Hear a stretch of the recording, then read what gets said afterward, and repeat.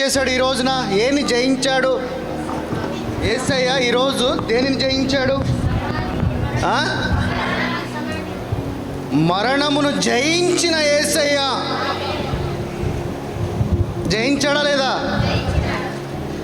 మరణమా నీ ముల్లెక్కడా అని అడిగిన నా యేసయ్య తిరిగి పునరుద్ధానమును చెంది నిన్ను నన్ను రక్షించిన వాడు ఎవరో? పలకండి. యేసయ్య అని చెప్పలేరా? టిఫిన్ చేశారా లేదా? జోష్గా మాట్లాడాలి. నీ రాజును నువ్వు ప్రకటించాలంటే ఎంత గర్వం తగ్గే ఉండాలి. మీరు ఎవరు? మీ రాజు యేసయ్యని పలకటమే నీకు స్వస్థత. తెలుసా నీకు? నీ నోట్లోంచి యేసయ్యని మాట వస్తే చాలు, నీలో ఉన్న రోగం బయటికి వెళ్ళిపోతా అంటున్నాడు. ఏ నామములో స్వస్థత ఉన్నది? మరి ఆ నామాన్ని పలకడానికి మీకేంటి ప్రాబ్లము? పలకండి యేసు నామాన్ని. మరణాన్ని గెద్ది జయించిన వాడు యేసయ్య. నిన్ను నన్ను సజీవుల లెక్కలో నిలిపినవాడు యేసయ్య. నిత్య జీవములోనికి నడిపించిన వాడు యేసయ్య. గత 2 రోజులుగా ఏం చూస్తున్నాం? మొదటి రోజు వాక్యం ఏమన్నారు మీరు? యేసుతో పాటు మనల్ని కూడా సిలువను కూడా వేసి ఈ రోజున యేసయ్య కూడా పుట్టాడా? మనం కూడా పుట్టామా? మనమును కూడా పుట్టించిన వాడు మన యేసయ్య. పునరుద్ధానము ద్వారా నిన్ను నన్ను కాపాడిన వాడు యేసయ్య. నీలో పాపమును తీసేసిన వాడు యేసయ్య. నిన్ను నిత్య జీవములోనికి నడిపించిన వాడు యేసయ్య. మహిమ ఘనత సమస్తము యేసు నామానికే. అవునా కదా? జ్ఞానం అనే పండును తిని పాపములో పడిపోయి జీవం అనే పండును తిని మళ్ళీ తిరిగి నిత్య జీవములోకి మనము మొదటి రోజున ప్రవేశించాం. నిన్నటి దినమందు సమస్తము ఆయన వశములోనే ఉండి సమస్తము ఒకటే కుటుంబముగా పైనున్న రాజ్యము కిందున్న రాజ్యమును కలుపులా అని ఒకటే కుటుంబముగా ఒకటే దేవుడుగా నిన్ను నన్ను ఆ కుటుంబంలోకి నడిపించాలని మన మధ్యలోకి సత్య సంపూర్ణుడిగా ఆయనను తాను తగ్గించుకొని పునరుద్ధానము చెందినవాడు. ఈ రోజున తిరిగి ఆ మరణం అనేది ఇక మన మీద అధికారము చేయకుండా ఉండాలని మరణాన్నే శాసించి గెలిచిన వాడు యేసయ్య.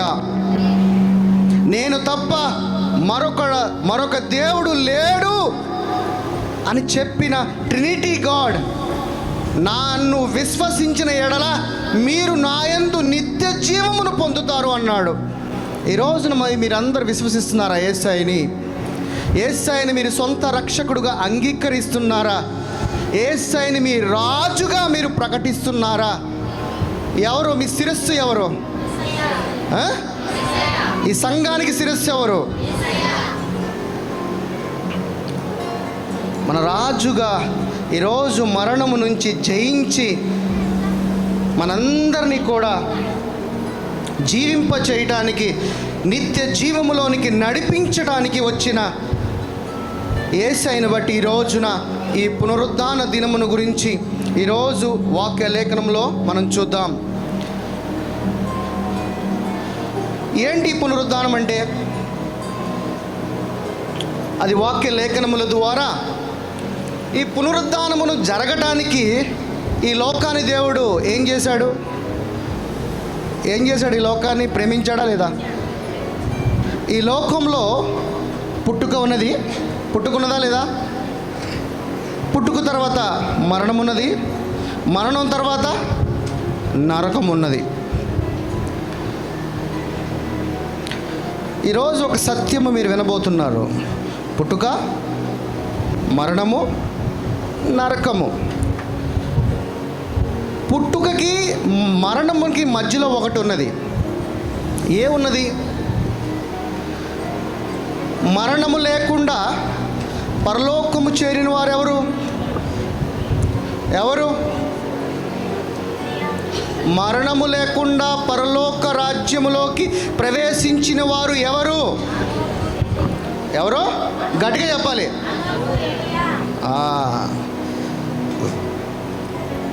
ఆల్మోస్ట్ ఇంచుమించు మోషే కూడా అంతే. ఆల్మోస్ట్ మోషే కూడా ఇంచుమించు అంతే. పుట్టుక, మరణము, అంటే పుట్టుక ద్వారా ఒక దారి, మరణము ద్వారా ఒక దారి, నరకము ద్వారా కూడా ఒక దారి. నీవు ఎక్కడున్నా కానీ యేసయ్య వెదకి వచ్చి రక్షించేవాడా? అవునా కదా? నే వెదకి రాలేనని నా కోసం వచ్చాడయా. ఎవరు? నా యేసయ్య వెదకి వచ్చి రక్షించిన వాడు. పుట్టుక, మరణము, నరకంలో ఉన్నా కానీ నిన్ను వచ్చి వెదకి వచ్చి సువార్తని ప్రకటించి ఆయన వశములోకి తీసుకుని వెళ్ళిపోయేవాడు. అంత గొప్పవాడు యేసయ్య.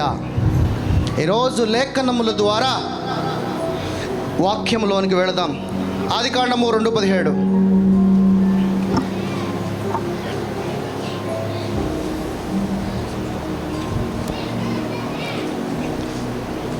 ఆదికాండము 2వ అధ్యాయము 17వ వచనము. అయితే మంచి చెడ్డల తెలివినిచ్చు వృక్ష ఫలములను తినకూడదు. నీవు వాటిని తినుదినమున నిశ్చయముగా చచ్చెదవని నరునికి ఆజ్ఞాపించెను.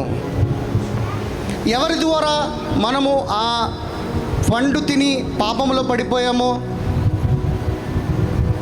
బైబిల్ చదవలేదు మీరు ఎవరు? మరి మాట్లాడండి. మీరు మాట్లాడుతూ ఉండంటే ఇంకా నేను వాక్యం లోతులకు వెళ్తాను. ఏ పండు తిని మరణం వచ్చినది? ఎవరు తింటే వచ్చింది?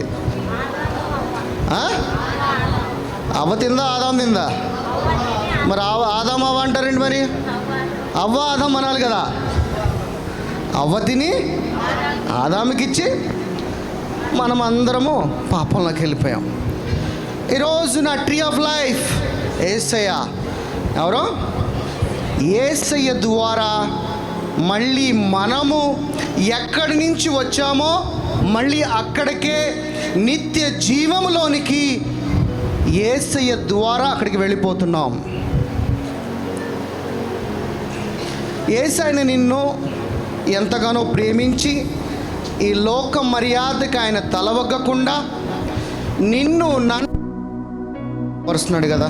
ఒక చిన్న ప్రార్థన చేయండి.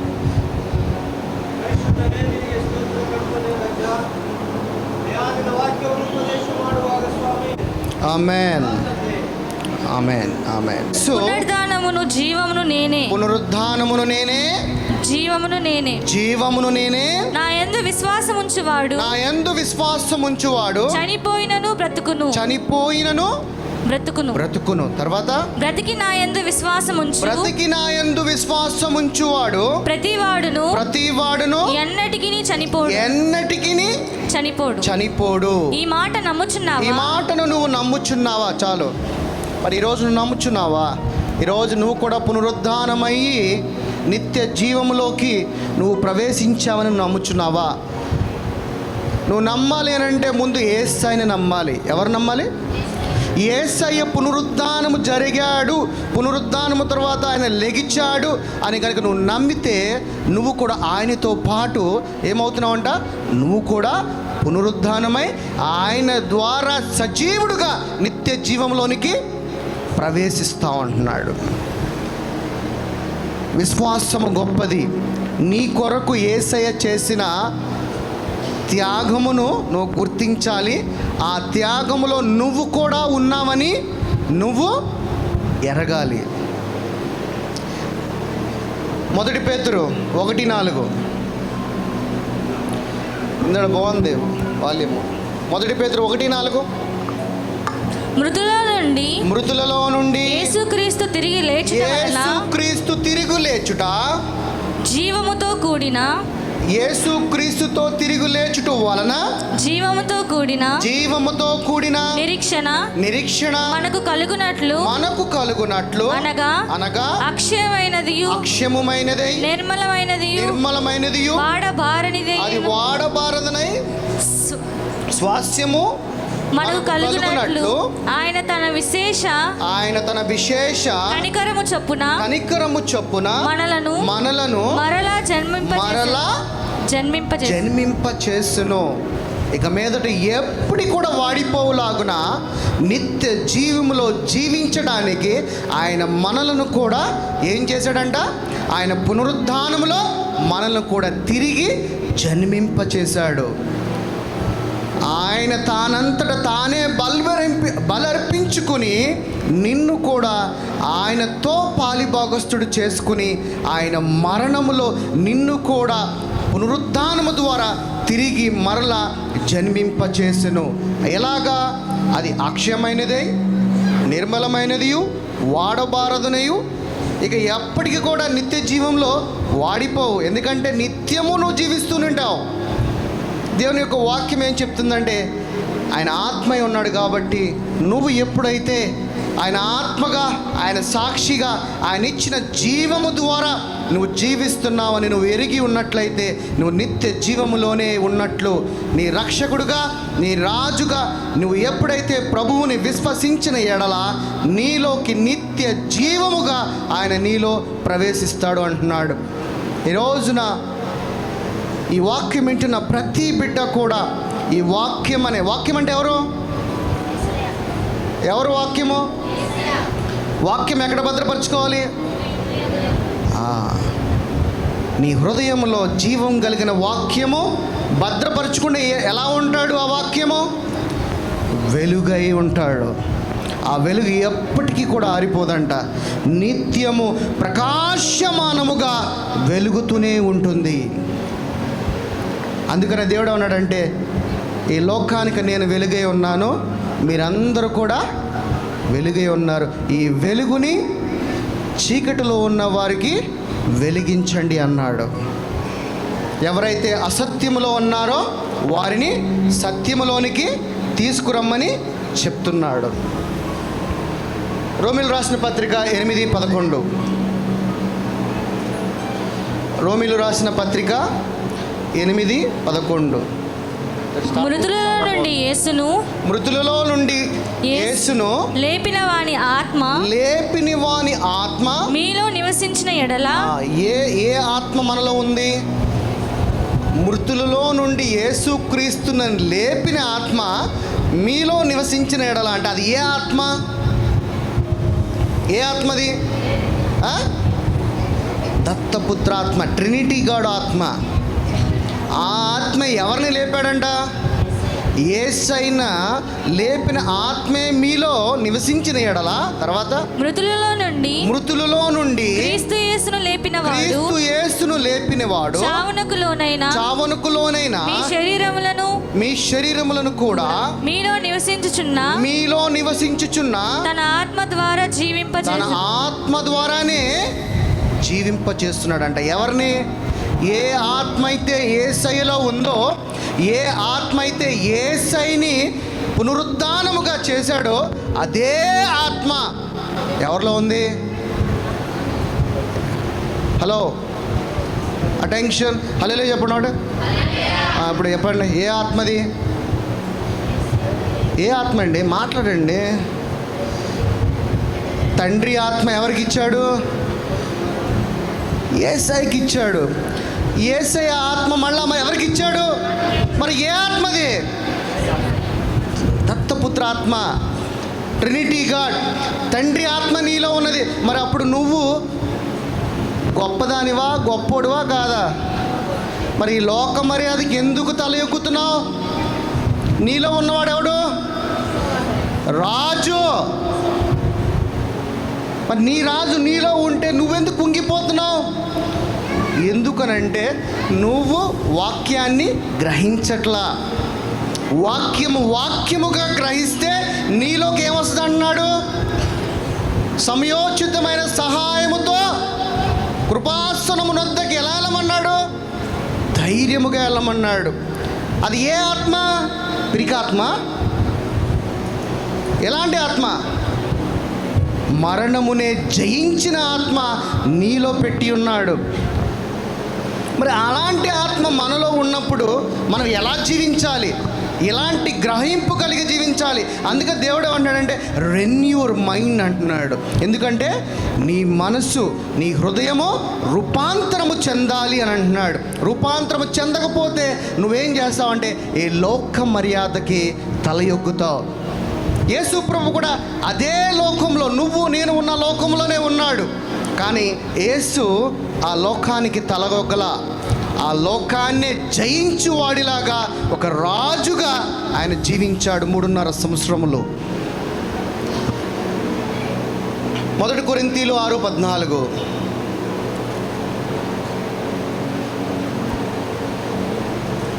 దేవుడు ప్రభువును లేపెను, దేవుడు ప్రభువును లేపెను, మనలను కూడా తన శక్తి వలన లేపును, మనలను కూడా తన శక్తి వలన లేపును. ఏ శక్తి? దేవుడు ఎవరు ఇక్కడ?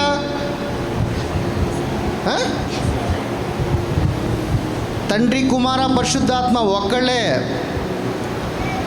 త్రిత్వం కలిగిన 3 వ్యక్తులుగా కనపడుతున్న ఒక్కరు. ఎలాగా? 3 వ్యక్తులుగా కనపడుతున్న ఒక్కరు. అదే శక్తి మనలను కూడా మరణము జయించు వాడిలాగా పునరుద్ధానపు శక్తి కలిగి సజీవులముగా నిత్య జీవములో యేసయ్య కృప ద్వారా మనమందరము కూడా ఆయన వశములో ఉన్నామని దేవుని యొక్క లేఖనములు సెలవిస్తున్నది.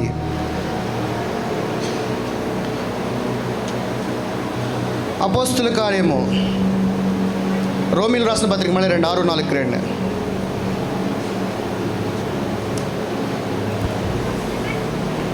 రోమీలు రాసిన పత్రిక 6వ అధ్యాయము 4వ వచనకు రండి. కాబట్టి తండ్రి మహిమ వలన క్రీస్తు మృతులలో నుండి ఎలాగు లేపబడెనో అలాగే మనమును కూడా నూతన జీవమును పొందిన వారమై నడుచుకొనున్నట్లు మనము బాప్తిసము వలన మరణములో పాలు పొందుటకై ఆయనతో కూడా పాతి పెట్టబడితిమి. అంటే నువ్వు సజీవులుగా ఆయన ఆత్మై తిరిగి నువ్వు జన్మిస్తావు. అందుకనే మనం ఈ లోక మర్యాదకి, లోకంలో ఉన్న వాటి గురించి పరిగెత్తొద్దు.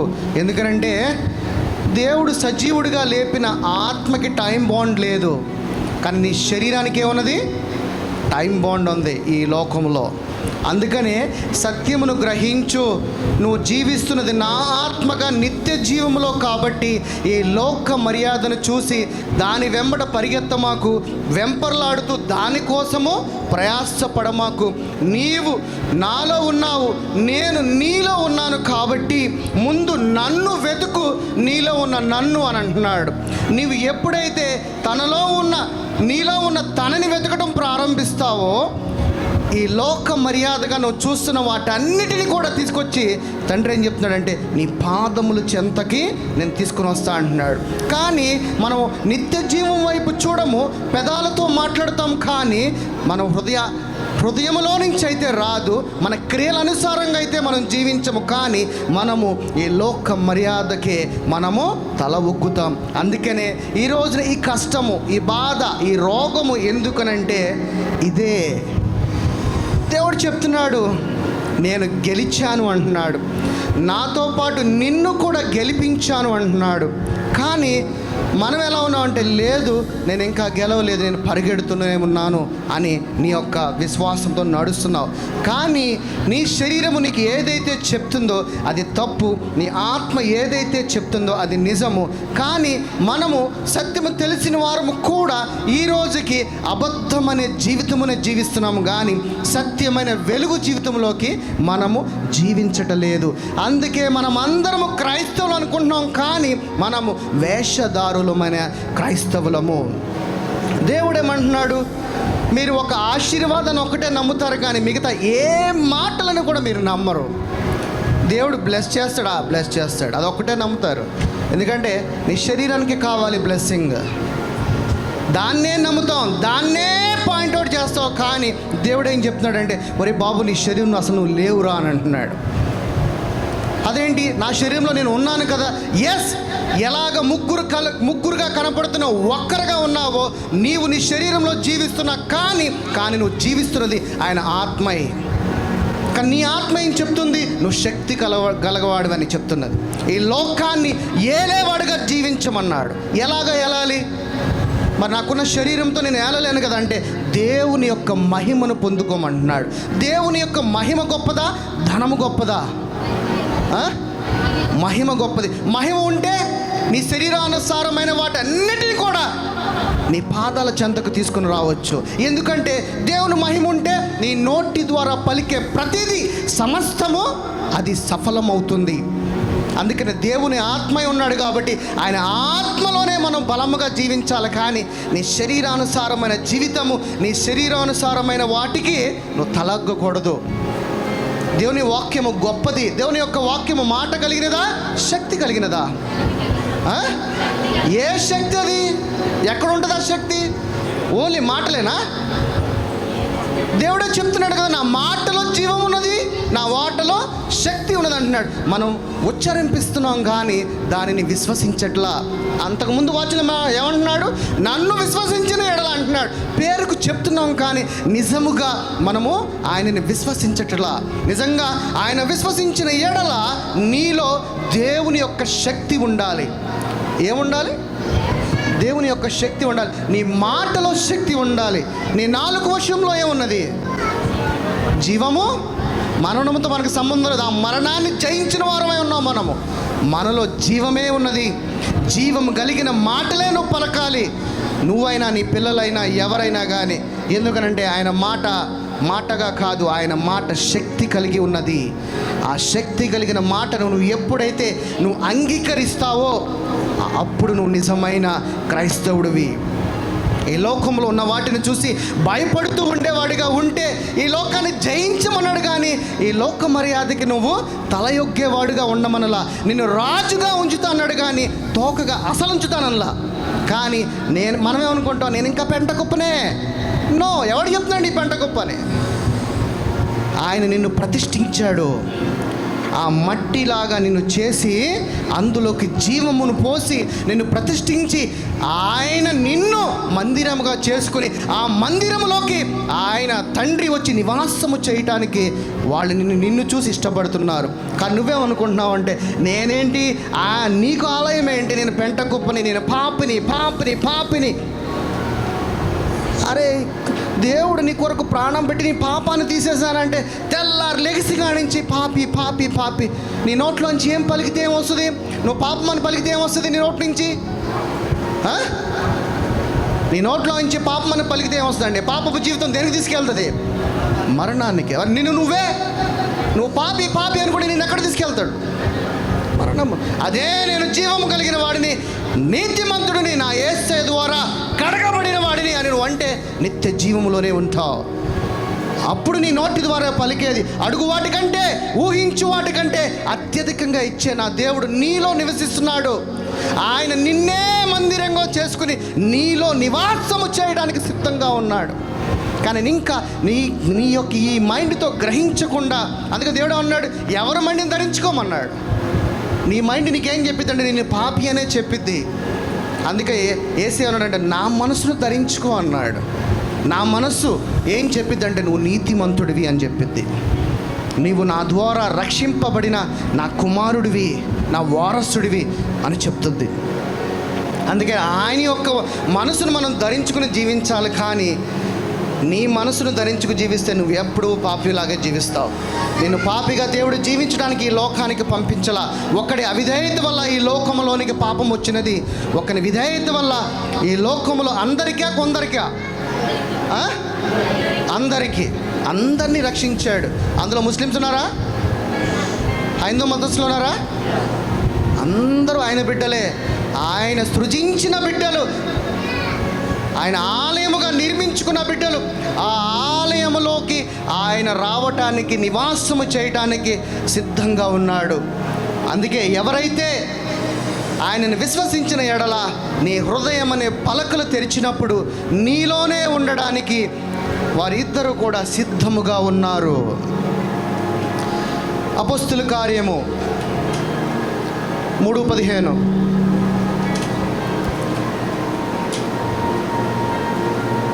మీరు జీవాధిపతిని చంపితిరి గాని దేవుడు ఆయనను మృతులలో నుండి లేపెను. అందుకు మేము సాక్షులము.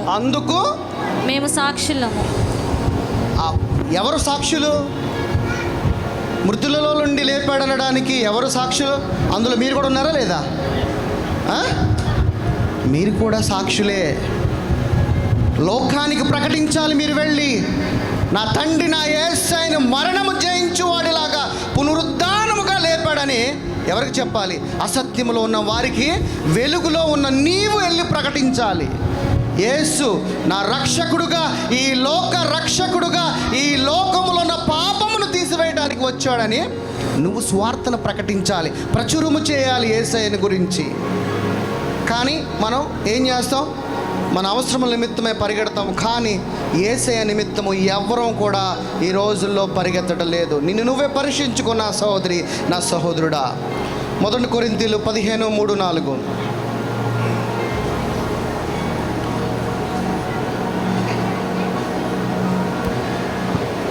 1 కొరింథీయులు 15వ అధ్యాయము 3వ వచనము 4వ వచనము.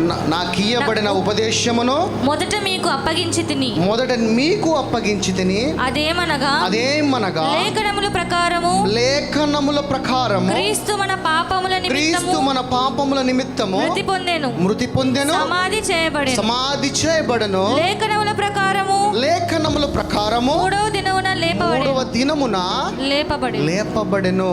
ఏమిచ్చడానికి ముందుగా ఆయనకిచ్చిన ఉపదేశము మీకు అప్పగించిందంటే, ఏదైతే ధర్మశాస్త్రం ఉందో ఆయనకిచ్చిన దానిని ఆయన తుడిచివేయడానికి సిద్ధముగా ఉండి తన మరణము ద్వారా మన పాపములన్నిటిని కూడా తుడిచివేయటానికి ఆయన మృతి పొంది 3వ దినమున మన మీద ఇక మీద పాపం అనేది, అంటే పాపము ద్వారా వచ్చేది ఏంటిది? జీతము మరణము. ఆ మరణం అనేది లేకుండా ఉండటానికే ఆయన 3వ దినమున నిన్ను నన్ను ఆయనతో పాటే సజీవులుగా పునరుద్ధానము చేసి ఉన్నాడు. కానీ మనము మరణం అంటే చాలామంది భయపడతాం. క్రైస్తవుడు తెలుసుకోవాల్సిందంటే క్రైస్తవుడికి మరణము లేదు, మన శరీరమును విడిచి వెళతాము అంతే. కానీ నువ్వు కనుక ఈ శరీరము కనుక ప్రేమిస్తే ఈ శరీరం ఏముంటుంది? అమ్మో రోగము, అమ్మో కష్టము, నీ ప్రాణం మీద భీతి. ఈ శరీరాన్ని ప్రేమిస్తే ఈ శరీరానికే అలసట, ఈ శరీరానికే దుఃఖము, ఈ శరీరానికే బాధ, ఈ శరీరానికే ప్రేమ, ఈ శరీరానికే ఏడుపు, సమస్తము ఈ శరీరానికే. అదే శరీరము కనుక నువ్వు ప్రేమిస్తే నువ్వు మరణములోనికి వెళతావు. నువ్వు ఎప్పుడైతే నేను తండ్రి ఇచ్చిన ఆత్మ ద్వారా నేను జీవిస్తున్నాను నువ్వు గ్రహిస్తే నిత్య జీవములోనికి యేసు క్రీస్తువు ద్వారా సజీవుని లెక్కలోకి వెళ్తావు. ఈ లోక మర్యాదను అనుసరించకుండా దేవుడు చెప్పిన ప్రకాశమానమైన ఉపదేశములోనికి నువ్వు ప్రవేశించిన ఎడల ఆయన ఆత్మగా, ఆయన కుమారుడుగా, ఆయన వారసుడుగా ఆయనతోనే కుడిపార్వసమందు నిన్ను కూర్చోబెట్టాను అంటున్నాడు. దేవుడు నిన్ను కుడిపార్వసమందు కూర్చోబెట్టాడా? కూర్చోబెడతా అన్నాడా? పెట్టాడా? చేస్తా అన్నాడా? అయిపోయింది. ఆయన తిన్న దెబ్బల చేత మీకు స్వస్థత పొంది ఉన్నారా? పొందబోతారు అన్నాడా? మిమ్మల్ని నీతిమంతులుగా చేస్తాను అన్నాడా? చేసేసాడా? నిన్ను ధనవంతుడిగా చేయటానికి ఆయన దరిద్రుడు అవుతానన్నాడా? అయిపోయాడా? సమస్తము చేసి ఉన్నాడు. అది నువ్వు గ్రహించు. సమస్తము ఆయన నీ కొరకు చేసి ఉన్నాడు, ఇంకా చేస్తాడని. యేసయ్యా నువ్వు నాకు ఇవ్వ అని అడుగుతున్నావు, కానీ యేసయ్య అన్నాడు సమస్తం అయిపోయింది తీసుకో అంటున్నాడు. ఇవ్వడానికి తీసుకోవడానికి ఎంత వ్యత్యాసం ఉన్నది గ్రహించు నా సహోదరి, నా సహోదరుడా. సమస్తము చేసి ఉన్నాడు. ఇక్కడున్న ఈ బాటిల్ తీసుకోవడం అంటున్నాడు, కానీ అన్నా లేదు నువ్వు ఇస్తే నేను తీసుకుంటానని నువ్వు చెప్తున్నావు. ఎందుకనంటే నీకు ఇంకా వాక్యం అర్థం కాలా. వాక్యం అర్థమైతే అధికారం అనేది ఇచ్చాడు యేసునామను అధికారం. ఆ అధికారముతో సమస్తమును తీసుకొని నీ నోటి ద్వారా జీవం కలిగిన మాటలు, నీ నోటి మాటల ద్వారా యేసు అనే అధికారముతో దాన్ని కమాండ్ చేసి దాన్ని తీసుకోమన్నాడు, జయించమంటున్నాడు. దేన్నైనా కానీ ఆయన కుమారుడు కానీ చెప్పుకోవటం కాదు, ఆయన కుమారుడుగా నీవు జీవిస్తున్నప్పుడు ఆయన కుమారుడు కలిగిన అధికారమును నీలో ఉన్న వాటి మీద అధికారముతో జయించాలి. యేసయ్య ఏ విధంగా అయితే మరణమును జయించాడో నీలో ఉన్న రోగమును కూడా నీవు ఆయన నా అధికారముతో జయించాలి. కానీ పిరికి వాడిలాగా ఆ అధికారముకు లేకుండా నువ్వు జీవించిన ఎడల నీవు నిజమైన క్రైస్తవుడు అని చెప్పుకోవడం కూడా వృధా, ఆయన క్రూసిఫైడ్ అవటం కూడా వృధా. నీవు నిజంగా నమ్మితే ఆయన క్రూసిఫైడ్ అని పునరుత్థానము చెంది తిరిగి లేచాడు, మరణము గెలిచాడనంటే నీవు నీ శరీర ఆశలన్నిటిని మీద కూడా జయించేవాడిగా జీవించాలి. కానీ ఈ లోక మర్యాదలను బట్టి నీ శరీరమునికే నువ్వు తల యొగ్గితే నువ్వు నిజంగా యేసయ్యను నువ్వు విశ్వసించిన వాడివి కావు. నువ్వు యేసయ్యని డినై చేస్తున్నావు. ఆకాశం భూమి గతించిన నా మాటలు ఎన్నటికీ గతించు అన్నాడు. ఆ మాట నమ్ముతారా? మరి నమ్మినప్పుడు మరి అంతా సమస్తం అయిపోయింది కదా, మరి ఎందుకు మరి శరీరం చెప్పే మాటకి తల ఎగుతున్నారు? మీరు శరీరానికి తల ఎగుతున్నారంటే అప్పుడు మరి నిజమైన క్రైస్తవులా కాదా? ఆలోచించుకోండి, గ్రహించండి. నిజమైన క్రైస్తవుడుగా నువ్వు అంగీకరిస్తే నీ రాజు సమస్తము నీ అందుండి ముందుండి నడుస్తా అన్నాడా, వెనకుండి నడుస్తా అన్నాడా? మరి ముందుండి నడుస్తా అన్నప్పుడు మరి ప్రతిదానికి ఎందుకు భయపడుతున్నావు మనం? భయపడేవాడేలాగా జీవించడానికి నీకు పిరికాత్మని ఇవ్వలా. ఈ లోక సృష్టికర్త ఎవరు? ఈ సృష్టికర్త ఎవరు? యేసయ్య. ఆకాశం భూమి సమస్తం సృష్టించింది ఆయనే కదా. నీలో ఉన్న ఆత్మ ఎవరు? యేసయ్య. అంటే నీలో ఉన్న ఆత్మ ఎంత గొప్పది! అరే సృష్టినే సృష్టించిన వాడు నీలో ఉంటే నువ్వు ఎంత గొప్పవాడివి. అందుకని ఏం చెప్తాడంటే, కుమారుడా నా అధికారం తీసుకో, నీ నోటి ద్వారా పలుకు అంటున్నాడు. నువ్వు పలుక్కోకుండా సైలెన్స్గా ఉండి నువ్వు ఇస్తావా యేసయ్యా నేను తీసుకుంటానంటే నో, పలుకు, నా అధికారం తీసుకో, నా రాజ్యంలో రాజుగా బతుకు అంటున్నాడు. కానీ మనమే అనుకుంటాం అంటే రాజుగా కాదు నేను దాసిగా బతుకుతానని మనం అనుకుంటున్నాం. రోమిలు రాసిన పత్రిక 10:9.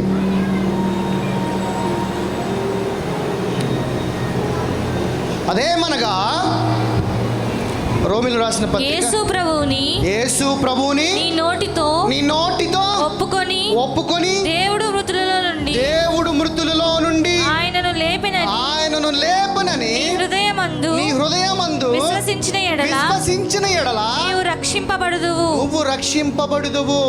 ఎలా అంట? దేంతో పలకబడినాడు ఇప్పుడు? అంటే నీ నోరు ఎంత గొప్పది. ఎందుకన్నాడు తెలుసా? నీ నోరుతో ఒప్పుకోమని. ఏముంది నీ నోట్లో? జీవం కలిగిన మాట ఉన్నది. నీ హృదయ పలకల మీద రాసిన మాటను నీ నోటితో ఒప్పుకోమంటున్నాడు. నీ హృదయమందు నువ్వు విశ్వసించిన ఎడల నువ్వేమవుతావంట? రక్షింపబడతావంట. ఎలా విశ్వసించ? యేసయ్య నువ్వు నా కొరకు ప్రాణం పెట్టావు అట్లా కాదు. నిన్ను ముందుగా సత్క్రియలు చేయటాన్ని ఆయన ముందుగా నిర్మించుకున్నాడు నీ క్రియల నిమిత్తమై. అవ్వ చెవిలో వచ్చి ఎవడు ఊదాడు? అలాగే అపవాది నీ చెంతనే ఉండి వాడు నీకు ఊదినప్పుడు నువ్వేం గ్రహించాలి? నీ హృదయంలో ఏం విశ్వసించాలి? పోరా, నేను ఆల్రెడీ నీతిమంతుడిని, నేను పాపిని కాను, ఎటువంటి పాపము ఏ పాపము నా మీద ప్రభుత్వము చేయదు అన్నాడు. ఇక మీద ఎన్నడూ కూడా నేను జ్ఞాపకం చేసుకుని అన్నాడు. ఇక మీదట జీవించువాడును నేను కాను, నా యందు ఉండు నా యేసయ్య పాపము చేయనివ్వడు. నీవు ఆ విధమైన గ్రహింపు కలిగి నీ హృదయములో విశ్వసించిన ఎడల ఏమవుతావు? అప్పుడు నువ్వు రక్షింపబడతావు, నిత్య జీవములోనికి నువ్వు ప్రవేశిస్తావు. అంతేకాని వేషధారుల వలె క్రైస్తవ జీవితము జీవించడం కాదు. నా సహోదరి, నా సహోదరుడా, నీవు నిజమైన క్రైస్తవుడు అయితే నీ హృదయంలో విశ్వసించవలసినది ఏంటంటే నేను నీతిమంతుడిని. నీవు కనుక నీతిమంతుడు అని నువ్వు ఒప్పుకోకపోతే యేసయ్య పెట్టిన ప్రాణ త్యాగము కూడా వృధా అని లేఖనములు సెలవిస్తున్నది. యేసయ్య చేసిన త్యాగానికి ఒక గొప్ప గ్రహింపు కావాలంటే ఆయన ఆలయమైన నీవు నా కొరకే ప్రాణం పెట్టాడు, నేను ఆయన ఆలయమై ఉన్నాను, నా హృదయం అనే ఆలయంలోకి ఆయన వచ్చి నివాసము చేస్తానని వాగ్దానము చేసిన దేవుడు ఈ రోజున నాలోనే ఉన్నాడు అని నువ్వు ఎప్పుడైతే నీ హృదయంలో విశ్వసిస్తావో అప్పుడు నిజమైన వారసుడివి. పేరుకు మాట పలికేది కాదు, నీ హృదయంలో పలికేది కాదు, పలికితే ఆయన క్రియలను చూపించు నీ దగ్గర నుంచి. యోహాను సువార్త 14:19.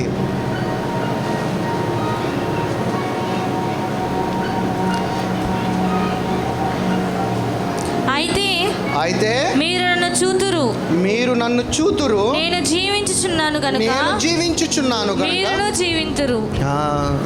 ఎలా చూస్తాం మనం యేసయ్యని? సజీవుడుగా ఉన్న యేసయ్యని నువ్వు ఎలా చూస్తావు? ఆయన కనపడాడు కదా, ఎలా చూస్తారండి? ఎవరైనా చెప్పగలరా? యేసయ్య అంటున్నాడు మీరు నన్ను చూస్తారు అంటున్నాడు. ఎలా చూస్తారు మీరు? చెప్పగలరా? సార్ నో చెప్పండి. ప్రతిరోజు నీ ముందు కనపడుతున్నాడు కదా. ఎవరు? ఏమై ఉన్నాడు యేసయ్య? ప్రతిరోజు నువ్వు దీన్ని చూస్తున్నావు కదా. ఈ వాక్యాన్ని ఎక్కడ భద్రపరచుకోమన్నాడు? నీ హృదయంలో. నీ శరీరంలో ఉంటే నువ్వు చూడలేవు యేసయ్యని. ఎందులో ఉంటే? నీ శరీరంలో ఉంటే యేసయ్యని చూడలేవు. ఆయన ఆత్మ ఉన్నప్పుడు, ఆయన ఆత్మ కలిగిన శక్తి నీలో ఉన్నప్పుడు యేసయ్యని ప్రతిరోజు నువ్వు చూస్తూనే ఉంటావు. ప్రతిరోజు ఆయనతో కలిసి జీవిస్తూనే ఉంటావు.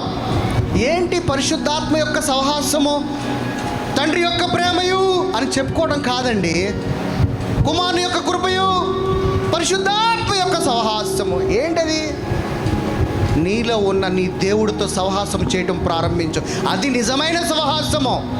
పలికేది కాదు, నోటి మాటతో పలికేది కాదు సహవాసం అంటే. హృదయంలో నువ్వు విశ్వసించాలి ముందుగా నీ తండ్రిని, అప్పుడు నువ్వు ఆయనతో సహవాసం చేయి. మనం పక్కింటోడితో సహవాసం చేస్తాం కానీ దేవుడితో సహవాసం చేయవు. పక్కింటోడితో చేసే గంట సహవాసం దేనికి ఉపయోగపడదు. అదే గంట సహవాసం నువ్వు యేసయ్యతో చేయి, నిన్ను నిత్య జీవంలోకి తీసుకుని వెళ్తాడు. పేరుకి పలికే మాటలు కాదు. నిజమైన క్రైస్తవుడు అంటే నీలో ఏం కనపడాలి? ఏం కనపడాలి? ఆత్మ ఫలములు కనపడాలి. ప్రేమ, జాలి, దయ, కరుణ, దాతృత్వము సమస్తము కనపడాలి. మనలో ఏం కనపడితే అసూయ, కోపము, క్రోధము, జారత్వము, లోభము ఇవి కనపడతాయి. ఇవి కనపడుతూ మనము దేవుని పిల్లలమని చెప్పుకుంటే అది దానంతా ఇంకోటి ఉంటుందంటారా? నీలో నిజమైన దేవుడు ఉంటే, నువ్వు దేవుని వారసుడు అయితే దేవుని ఆత్మఫలములు నీలో కనపడాలి. దేవుడి స్వరూపం అంటున్నావు, ఆయన స్వరూపము, ఆయన పోలిక ఎలా ఉన్నది? క్షమించే గుణము. మనలో క్షమించే గుణము లేనంత కాలము మనం ఆయన పిల్లలము కాలేము. కనికరము కలిగిన వాడు దేవుడు. అలాంటి కనికరము నీలో కనపడినంత వరకు ఆయన స్వరూపము కాదు. నీలో ప్రేమ లేనప్పుడు ఆయన యొక్క పోలిక అని చెప్పుకోవటం కూడా వృధా. పోలిక ఎప్పుడు అంటే నిజమైన ప్రేమను నువ్వు ఎదుటివాడికి కనపరిచినప్పుడు. అందుకే యేసయ్య ఏం చెప్పాడంటే నిన్ను వలే నీ పొరుగువారిని ప్రేమించు అన్నాడు. ఎవరు ఆ పొరుగువారు? మనలో ఉన్న సహవాసం కలిగిన పిల్లల కాదు, హైందవ మతస్థు సోదరులు, ఇస్లామిక్ సోదరులు, ఇంకెవరైతే యేసయ్యని అంగీకరించలేదో అసత్యములో ఉన్న వారే మన నిజమైన సహోదరులు. వారికి నీ ప్రేమని కనపరచు, చూపించు, వారిని అసత్యము నుంచి సత్యములోకి నడిపించు అంటున్నాడు. అది కదా అప్పుడు మనం నిజమైన దేవుని పిల్లలము. 1 పేతురు 3:21.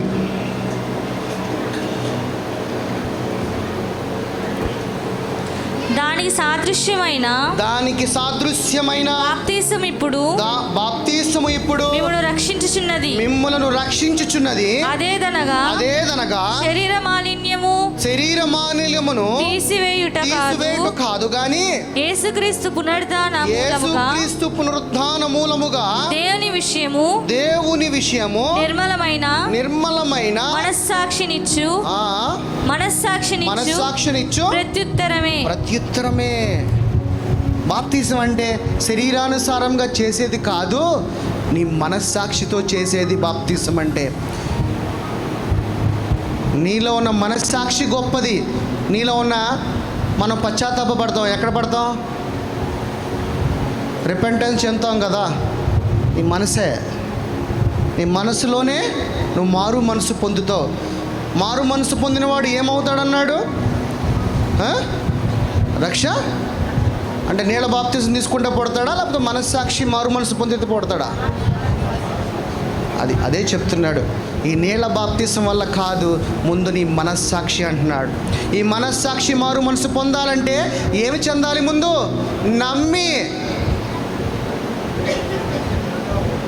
నమ్మిన వాడు రక్షింపబడును, నమ్మని వానికి శిక్ష విధింపబడును. ఏం శిక్ష? ఏపేస్తాడా పైకి తీసుకెళ్ళి? నో, ఆపడు.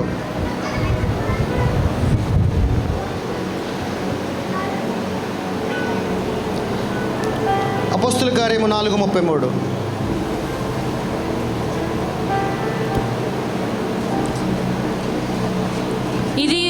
ఇదియుగాక అపోస్తులు బహుబలముగా ప్రభువైన యేసు పునరుద్ధానమును గూర్చి సాక్ష్యమిచ్చిరి. దైవకృప అందరి యందు అధికముగా ఉండెను. ఏం చేశారంట వాళ్ళు అపోస్తులు? ఈ రోజున ఏం జరిగిందో దాని గురించి బహుబలముగా ఆయన సాక్షులుగా సర్వసృష్టికి వెళ్ళి వారు లోకమంతటికి కూడా బహుబలముగా ఉండి వాళ్ళు ఏం చేశారంట? సువార్తను ప్రకటించారు. అలా ప్రకటించిన వారికి దేవుడు ఏమంటున్నాడు? దైవ కృప అందరి యందు అధికముగా ఉండను. ఈ రోజున మనం ఎంతమంది దేవుని సాక్షులుగా జీవిస్తున్నాం? ఆయన నిజముగా మరణమును గెలిచి పునరుద్ధానమును చెంది మరణమునే జయించిన వాడుగా సజీవుడిగా జీవిస్తున్నాడని మనం ఎవరికి చెప్పము. టు బి ఫ్రాంక్గా చెప్పాలంటే, ఇక్కడి నుంచి మీరు బయటికి వెళ్ళిన తర్వాత మీ జీవిత శరీరానుసారమైన వాటి కోసమే మనం పరుగులు పెడతా ఉంటాం సహజంగా. కానీ దేవుడు ఏమంటున్నాడంటే, నా సాక్షిగా జీవించిన వాడు నా పునరుద్ధానమును గురించి మీరు సాక్ష్యం ఇవ్వండి అంటున్నాడు. నేను మీ కొరకు ఎలాగ ప్రాణం పెట్టానో వారికి కొరకు కూడా నేను ప్రాణం పెట్టాను. వారికి ఈ సాక్ష్యము తీసుకెళ్ళి వాళ్ళతో ఈ సాక్ష్యాన్ని పంచుకోమని చెప్తున్నాడు. రోమిల్ రాసిన పత్రిక 6వ అధ్యాయము 5 నుంచి 11.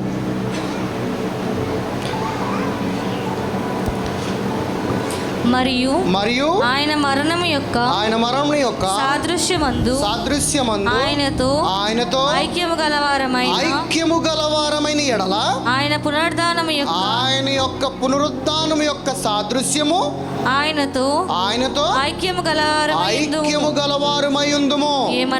ఏమనగా మనమికను పాపమునకు దాసులము కాకుండునట్లుగా పాప శరీరము నిరర్ధకమగునట్లు మన ప్రాచీన స్వభావము ఆయనతో కూడా సిలువ వేయబడునని ఎరుగుదాము. నీ పాపముతో ఉన్న శరీరము ఎక్కడ వేసినదంట? సిలువ వేయబడిందంట. అందుకని ఆయన పునరుద్ధానములో ఆయనతో కూడా సజీవుడుగా నీవు తిరిగి జన్మించావు, ఆయన ఆత్మగా.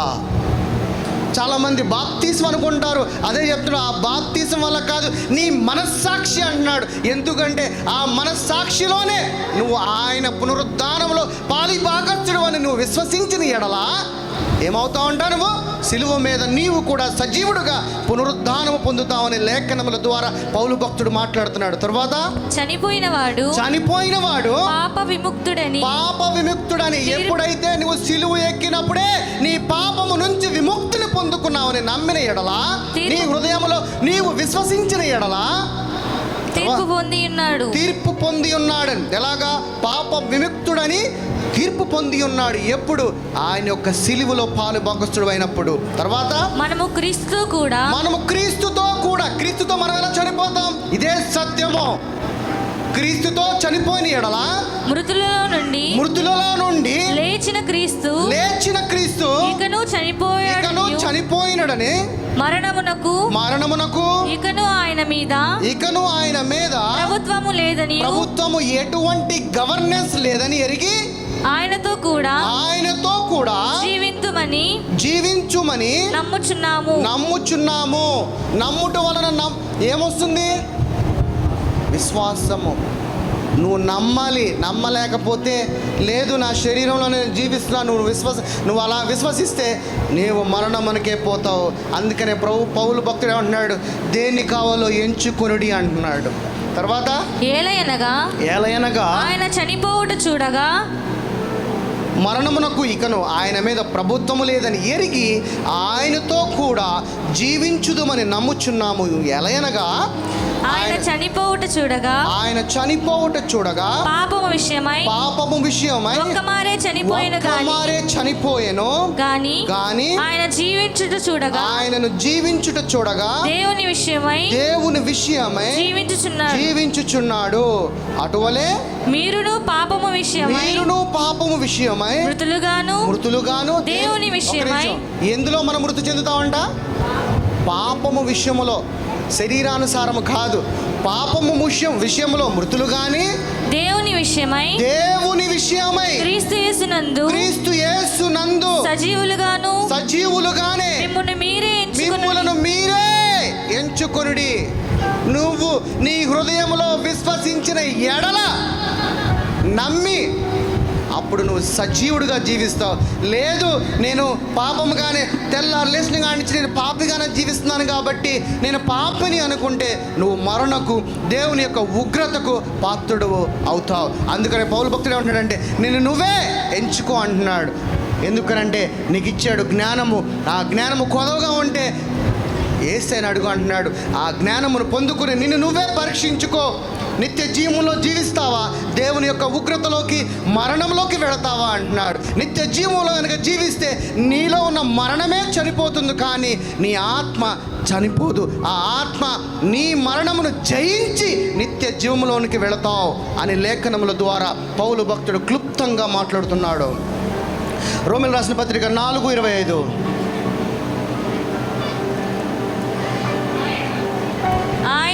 ఆయన మన అపరాధముల నిమిత్తము అప్పగింపబడి మనము నీతిమంతులుగా తీర్చబడుటకై లేపబడెను. ఎలాగ లేపడ్డామంట? మనము సజీవులుగా, నీతిమంతులుగా. నీతి అంటే ఏంటి? నీతి అనగానే అందరూ ఎలా అనుకుంటారంటే శరీరానుసారంగా అప్లై చేసుకుంటారు. నీతి అంటే ఏంటి? నేను కరెక్ట్గా చూస్తున్నా, కరెక్ట్గా మాట్లాడుతున్నా, నేను ఎవరిని మోసం చేయను, నేను ఎవరికి అప్పు ఇవ్వను, ఎటువంటి చెడు మాటలు మాట్లాడను, అదనుకుంటారు. నో, నీతి అంటేనే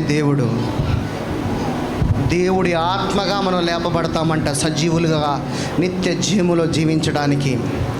ఎప్పుడైతే నువ్వు నిజమైన క్రైస్తవుడుగా, నీ సొంత రక్షకుడుగా యేసు ప్రభువును అంగీకరిస్తావో నీలోనున్న నీ శరీరము బయటికి రావాలి. ఏం రావాలి? నీలో ఉన్న నీ శరీరము బయటకు రావాలి. నీ శరీరమును ఎప్పుడు కూడా ఒక మృతి చెందిన శరీరముగా దానిని చూడు. నేను జీవిస్తున్నది దేవుని ఆత్మై, దేవుని ఆత్మ కలిగిన శక్తిగా నేను జీవిస్తున్నాను. నా రాజే నన్ను జీవింపజేస్తున్నాడు. ఎప్పుడైతే నీ హృదయంలో నువ్వు విశ్వసిస్తావో నీవు రక్షింపబడదు అంటున్నాడు. నువ్వు అదే శరీరంలో ఉండి నేను ఈ శరీరము ద్వారా కదా జీవిస్తున్నాను, నీకు నీ చుట్టూ నీ ప్రకారములు నీ ధనముతో నువ్వు కట్టుకుంటే నువ్వు మరణమునకు, ఉగ్రతకు పాలవుతావు. ఎప్పుడైతే ఆయన ఆత్మగా నీ శరీరంలోంచి, నీ దేహంలోంచి నువ్వు బయటికి వస్తావో నిత్య జీవములోనికి జీవించడానికి ఆయన ఆత్మే, ఆయన కృపాకాలము సదాకాలము నీ మీద ఉండి నిత్య జీవములో నిన్ను జీవింపచేస్తానని దేవుడు చెప్తున్నాడు. ఏది కావాలో ఎంచుకో అంటున్నాడు. అందుకనే ప్రతి క్రైస్తవుడు, నా సహోదరి, నా సహోదరుడా, నీ శరీరము బయట పెట్టి చూడు. ఇంటి బయట ఏం పెడతాం? ఏం వదిలేసి వస్తాం? చెప్పులు. నీ శరీరం కూడా అలా వదిలేసాయి. తొడుక్కునే టైపే నీ శరీరము. ఆ తొడుగు వదిలేస్తే దేవుని ఆత్మ శక్తి కలిగి జీవించాలి. నీ శరీరం ఒక చెప్పు కింద చూడు. నీ కాళ్ళకి ఎలాగ కప్పుగా ఉన్నదో నీ ఆత్మకి నీ శరీరం కూడా ఒక కప్పుగా ఉన్నది అంతే. కానీ చెప్పులను ఎవడన్నా తల మీద పెట్టుకుంటాడా? పెట్టుకోడు. అలాగే నీ శరీరము కూడా అంతే. నీ శరీరము భూమిలోకి వెళ్తుంది, నీ ఆత్మ సజీవుడిగా దేవుని దగ్గర ముద్రించబడి ఉన్నది. శరీరము గొప్పదా, నీ ఆత్మ గొప్పదా? దేవుని యొక్క ఆత్మ గొప్పది. ఆ ఆత్మ గొప్పదని చెప్పుకోవడం కాదు నా సహోదరి, నా సహోదరుడా. నీ శరీరం పక్కకు తీసి జీవించు. నీలో ఎలాంటి అద్భుత కార్యములు నువ్వు చూస్తావో ఊహించి వాటికంటే అడుగు వాటికంటే ఇస్తా అన్నాడు. అది దాని అర్థము. అంతేగాని శరీరంలో నిలబడి అయ్యా నాకు దయచేయండి ఇవ్వడు. ముందు నీ శరీరం నుంచి బయటికి రా. శరీరం అంటే ఏంటి? అదే శరీరం ఆయన ఆలయము. నీ శరీర క్రియల నుంచి బయటికి రా. ఎందుకంటే మరి దేహం లేకపోతే ఆలయం ఎక్కడి నుంచి ఉంది? దేహము కావాలి, కానీ నీ దేహంలో ఉన్న శరీర క్రియలను చంపేయాలి, అత్యాసను చంపేయాలి, కోరికలు. యేసయ్యని అపవాది ఎందుకు శోధింపలేకపోయాడు? ఎవరైనా చెప్పగలరా? మనకేముంది?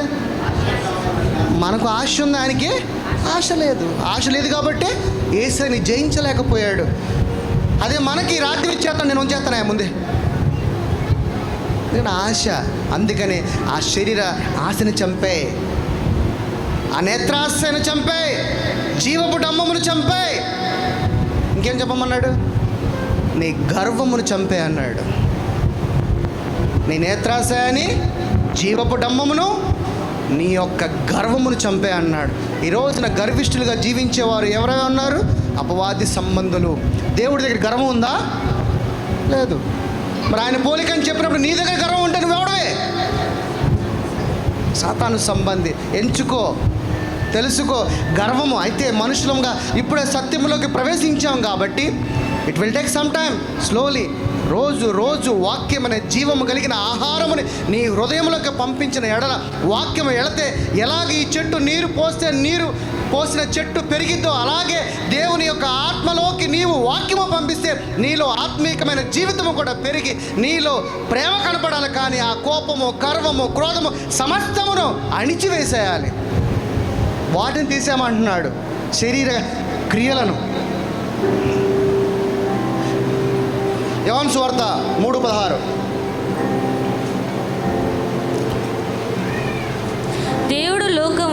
దేవుడు లోకమును ఎంతో ప్రేమించెను, ఎంతగానో ప్రేమించెను.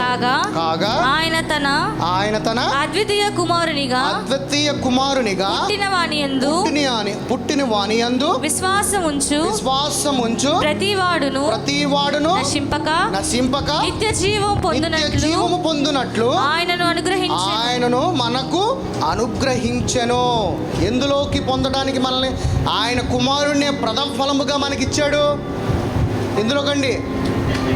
నిత్య జీవములోనికి ఆయన మనం వెళ్ళటం కొరకు ఆయన కుమారుణ్ణి మనకి ప్రథమ ఫలముగా ఇచ్చాడు. ఎందుకనంటే ఈ లోకాన్ని ఏం చేశాడంట దేవుడు? ఏం చేశాడంట? చెప్పాలి గట్టిగా. మీరు మీ పిల్లల్ని ఏం చేస్తారు? మరి ఆయన పిల్లల్ని ఏం చేస్తున్నాడు? నీ పిల్లల్ని వదులుకుంటావా? మరి ఆయన పిల్లల్ని ఆయన వదులుకుంటాడా? వదులుకోడు. బట్ ఆయన ప్రేమించి మళ్ళీ ఆయన రాజ్యములోకి ఈ రాజ్యమును రెండు కలపడానికి మధ్యవర్తిని ఒక్కడిని పెట్టాడు. ఎవరాయన? అందుకే ఏమంటాడంటే నువ్వు ఆయన్ని విశ్వసిస్తే నువ్వు నిత్య జీవంలోకి వెళతావు అంటున్నాడు. ఎందుకనంటే ఆయనే తన్ను తాను తగ్గించుకుని తను రిక్తినిగా చిన్నవాడిగా చేసుకుని నీ కొరకు నా కొరకు మన మధ్యనే సత్య సంపూర్ణుడిగా మన మధ్యలోనే నివాసము చేయటానికి వచ్చి ఉన్నాడు. యేసుక్రీస్తు ఆత్మ కలిగిన వారం గొప్పవారము. పాత నిబంధన అందరు ఎక్కడున్నారు తెలుసా? ఎక్కడున్నారు? ఎక్కడ? నరకంలో ఉన్నారు. వాక్యంలోకి వెళ్దాం. దావీదు మహారాజు ఎక్కడున్నాడు చెప్పండి? ఎక్కడున్నాడు? పరదేశంలో ఉన్నాడా? పరలోక రాజ్యంలో ఉన్నాడా? నరకంలో ఉన్నాడా? ఎక్కడ? పరదేశంలో ఉన్నాడా? లేఖనం అలా చెప్పట్లేదే. మరి చూద్దాం. ఎందుకనంటే వాళ్ళకి ఆ రోజున యేసు ప్రభువు లేడు. ఈ రోజున మనందరికీ యేసు ప్రభువు ఉన్నాడు. ఆయన ద్వారా మనమందరము నిత్య నివాసములోకి ప్రవేశిస్తున్నాము. దావీదు మహారాజు, ఈవెన్ అబ్రహాము కూడా ఎవరో ఒక రాజు వస్తున్నాడంట, ఆయన ద్వారా వీళ్ళందరూ రక్షింపబడతారంట అని వాళ్ళు లేఖనముల ద్వారా మాట్లాడుకుంటున్నారు. ఒక టైం వస్తుందంట. అందుకని ముందుగానే తండ్రి ఎవరికి బోధించాడు? ఎవరికి బోధించాడు? అబ్రహాము తండ్రికి బోధించాడంట, నా కుమారుడు ఒకడు వస్తాడు, నా కుమారుడు ద్వారా ఈ భూరాజ్యం అంతము కూడా నిత్య జీవములోనికి తీసుకెళ్ళే ఒక రాజు వస్తాడు అన్నప్పుడు అబ్రహాం అనుకున్నాడంట, ఎవరో ఒక రాజు వస్తారంట అని.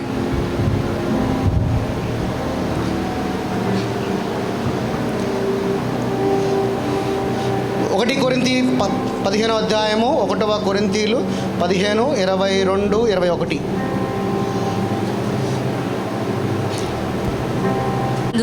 1వ కొరింథీలు 15వ అధ్యాయము 21, 22. మనుషుని ద్వారా మరణము వచ్చెను గనుక మనుషుని ద్వారానే ఎవరి ద్వారా మనకు మరణం వచ్చింది? ఆదాము ద్వారా మనకి మరణం వచ్చినది. తర్వాత కనుక మనుషుని ద్వారానే మృతుల పునరుద్ధానమును కలిగెను. ఆదామునందు అందరూ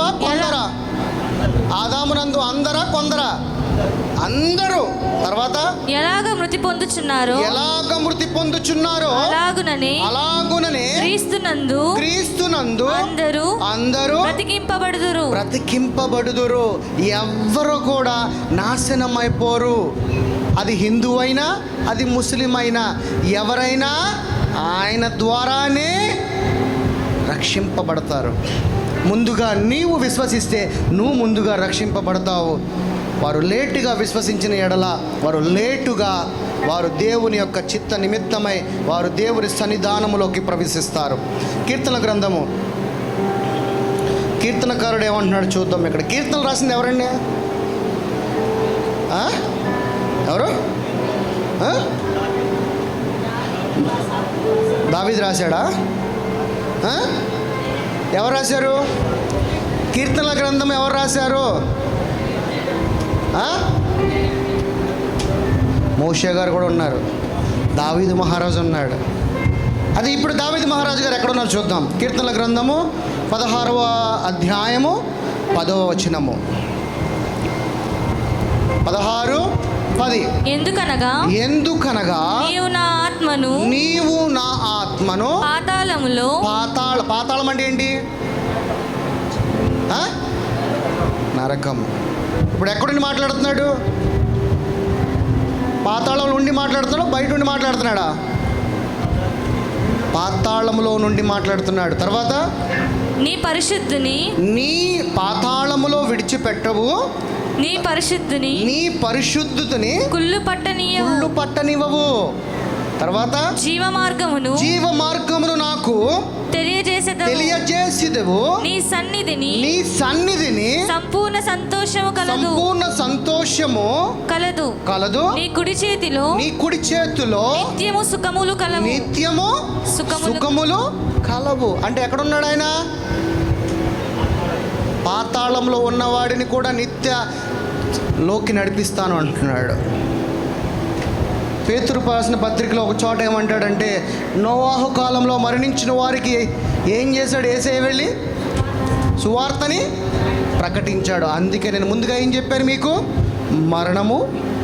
మరణము లేకుండా పైకి వెళ్ళిన ఏలియా, ఓనాకు, మోషే, తర్వాత మరణము ద్వారా మనమందరము పరలోక రాజ్యానికి వెళ్ళిన వాళ్ళు, మనమందరము యేసయ్య ద్వారా నరకములో ఉన్న పాత నిబంధనలో ఉన్న వాళ్ళందరూ కూడా నిత్య జీవములోనికి వెళ్ళిన వారే. క్లాప్స్ కొట్టండి. ఎవరు కూడా నశించిపోరు. అందరూ అన్నాడా? కొందరు అన్నాడా? అందరిలో ఆయన సృష్టించిన సృష్టికర్తలో ఉన్న వాళ్ళందరూ కూడా రక్షింపబడతారు. అవునా కదా? నేనే కీర్తనల గ్రంథం 49:14-15. వారు పాతాళంలో వారు పాతాళములో మందగా కూర్చోబడుదురు. ఎక్కడంట? పాతాళములో, నరకములో మందగా కూర్చోబడుదురు. మరణము వారికి కాపరి అయ్యుండును. ఏమై ఉంటుందంట మరణము? ఎవరు మన కాపరి? ఎవరండి మనకి కాపరి? ఎవరు? అక్కడ ఏమై ఉన్నాడు? అక్కడ ఆ మరణానికి కూడా, నరకంలోకున్న మరణానికి కూడా ఆయన ఏమై ఉన్నాడంట? కాపరై ఉన్నాడంట. తర్వాత ఉదయమున యథార్థవంతులు వారిని ఏలుదురు. వారి స్వరూపములు నివాసము లేనివై పాతాళములో క్షయమైపోవును. తర్వాత దేవుడు నన్ను చేర్చుకొనును. పాతాళ బలములో నుండి ఆయన నా ప్రాణమును విమోచించును. ఎక్కడి నుంచి విమోచిస్తాడంట? నరకము నుంచి కూడా ఆయన విమోచిస్తాడంట. యేసు దగ్గర 2 తాళపు చెవులు ఉన్నాయి. ఏమిటి చెప్పండి? ఏం తాళపు చెవులు ఉన్నాయి యేసు దగ్గర? నరకపు మరణము తాళపు చెవులు ఆయన దగ్గర ఉన్నాయి, జీవము ఆయన దగ్గరే ఉన్నాయి. ఆయన తాళం విప్పితే చాలు. అందుకే యేసయ్య వారికి కూడా ఇలా సువార్తను ప్రకటిస్తాడని లేఖనముల ద్వారా చెప్తున్నాడు. చెప్పబడి ఉన్నాడు. ఇప్పుడైతే అంటే ప్రస్తుత కాలము. ఎప్పుడు? ప్రస్తుత కాలం. మనం ఇందాక మాట్లాడినప్పుడు పాత నిబంధన కాలము. ఇప్పుడు ఏ కాలంలో ఉన్నాం మనము? క్రొత్త నిబంధన కాలంలో ఉన్నవారమై ఉన్నాము. పాత నిబంధన కాలంలో ఉన్నవారు ఎక్కడున్నారు? వాళ్ళు పాతాళంలో వారిని భద్రపరిచి ఉన్నాడు. క్రొత్త నిబంధన కాలంలో నిద్రించిన వారిలో ప్రథమ ఫలముగా క్రీస్తు మృతులలో నుండి లేపబడి ఉండెను. రోమీయులకు రాసిన పత్రిక 6వ అధ్యాయము 5వ వచనము. మరియు ఆయన మరణము యొక్క సాదృశ్యమందు ఆయనతో ఐక్యము గలవారమై ఎడల ఆయన పునరుద్ధానము యొక్క సాదృశ్యమందు ఆయనతో కూడా ఐక్యము గలవారమై యుందుము. ఎప్పుడైతే నువ్వు విశ్వసించిన ఎడల, ఎక్కడైతే వాళ్ళు పాత నిబంధన కాలంలో ఉన్న వాళ్ళు పాతాళంలో ఉన్నారు, కానీ యేసయ్య కృప ద్వారా నేను ఎక్కడ నుంచోబెట్టాడంటే నిత్య జీవములోకి నిలబెట్టి ఉన్నాడు నిన్ను. ప్రకటన గ్రంథము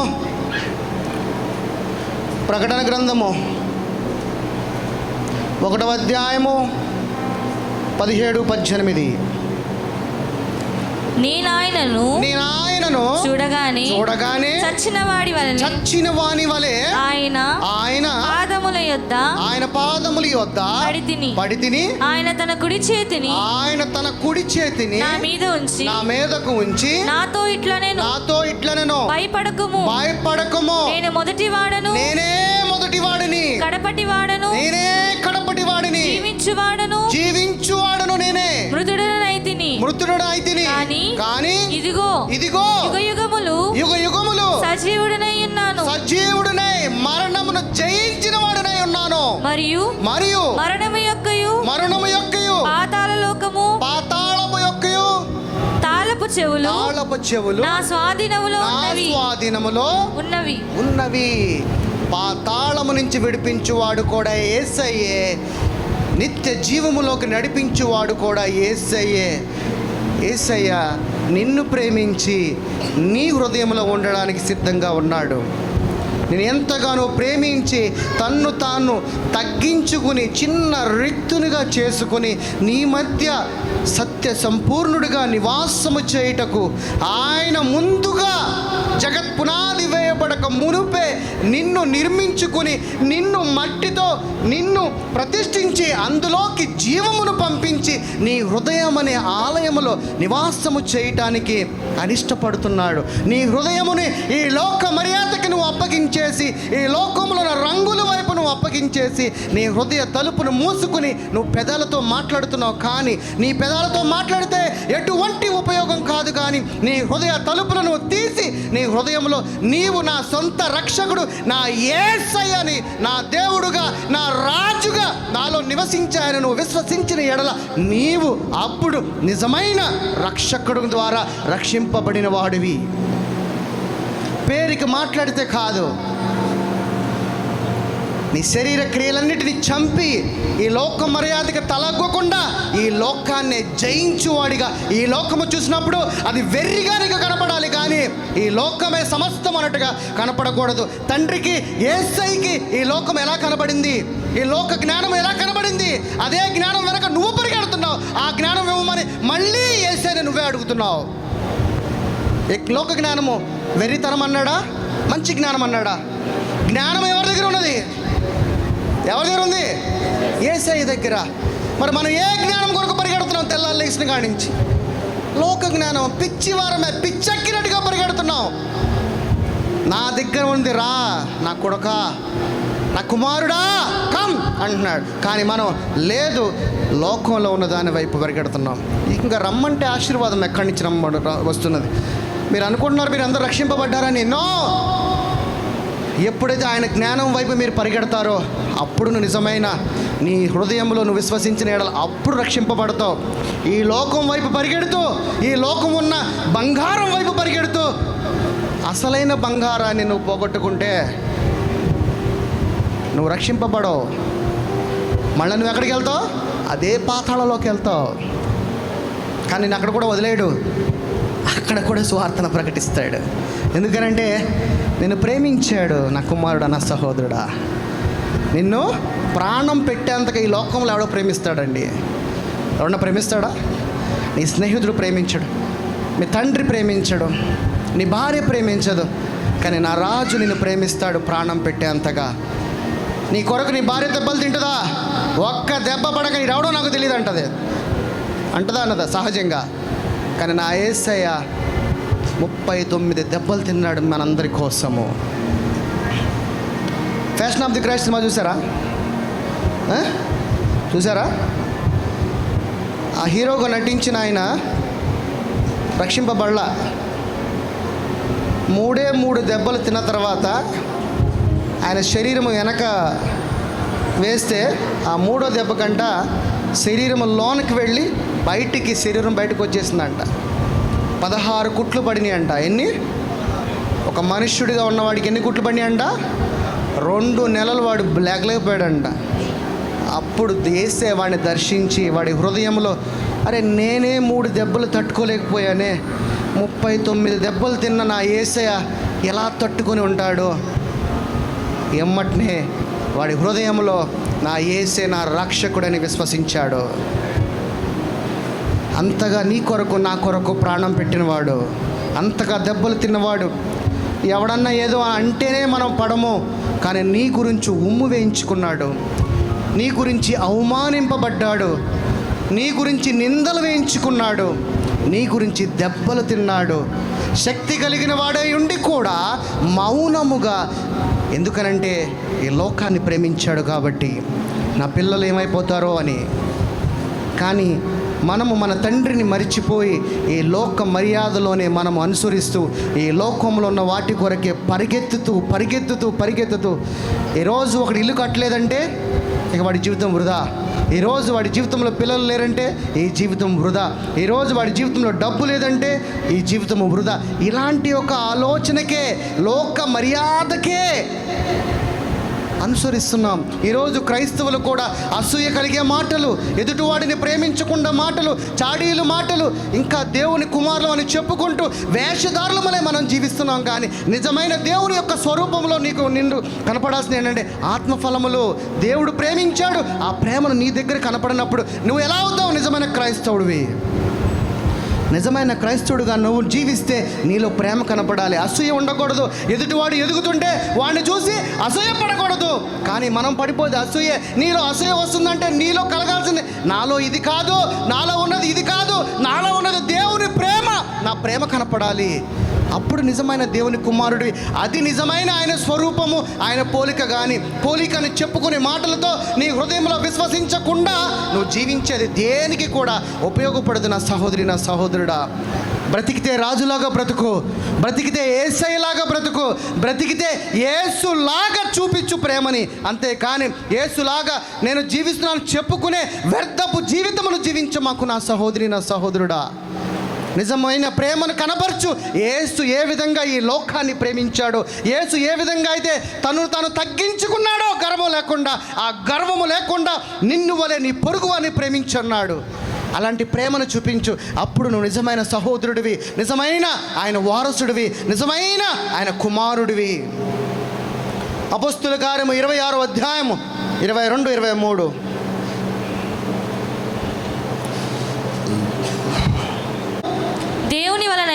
దేవుని వలనైనా సహాయమును పొంది నేటి వరకు నిలిచి ఉంటిని. క్రీస్తు శ్రమపడి మృతుల పునరుద్ధానమును పొందిన వారిలో మొదటి వాడగుట చేత ఈ అందరి ప్రజలకును అన్యజనులకును వెలుగు ప్రచురింపబడునని. వెలుగు ప్రచురింపబడును. అందరి కొరక, కొందరి కొరక. అందరూ ఎవ్వరు కాదు, అందరూ నీ సహోదరులే, అందరూ నీ సహోదరి మణులే. అన్య జనులకి ఆయనే వెలుగు, ఆయన ప్రజలై ఉన్న మనముకు కూడా ఆయనే వెలుగై ఉన్నాడు. తర్వాత ప్రవక్తలను మోషే ముందుగా చెప్పినవి కాక, మోషే కూడా ఎవరంట? యేసయ్యే ప్రకటించాడంట. చూడండి ఎంత బాగా చెప్తున్నాడు ఇక్కడ. తర్వాత మరి ఏమీ చెప్పక, వారు ప్రవక్తలను మోషే ముందుగా చెప్పినవి కాక, మరి ఏమీ చెప్పక అల్పులకును గనులకును సాక్ష్యం ఇచ్చుచుంటివి. ఎంత గొప్ప సువార్తని మన చేతిలో పెడితే మనము వాక్యమును అర్థం చేసుకోకుండా వాక్యహీనులుగా మనం జీవిస్తున్నాం. యెషయా గ్రంథము 25:8.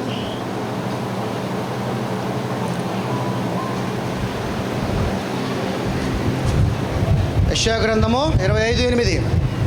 మరెన్నడును ఉండకుండా మరణమును ఆయన మృంగివేయును. ఎవరి గురించి ప్రవచనం చెప్తున్నాడు ఇక్కడ? యెషయా గారు ఎవరి గురించి ప్రవచనం చెప్తున్నాడు? యేసయ్య గురించి చెప్తున్నాడు.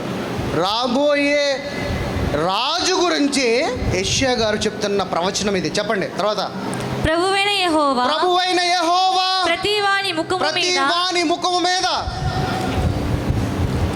బాష్ప బిందువును తన జనులను, ప్రతి వాని ముఖము మీద బాష్ప బిందువులను తుడిచివేయును.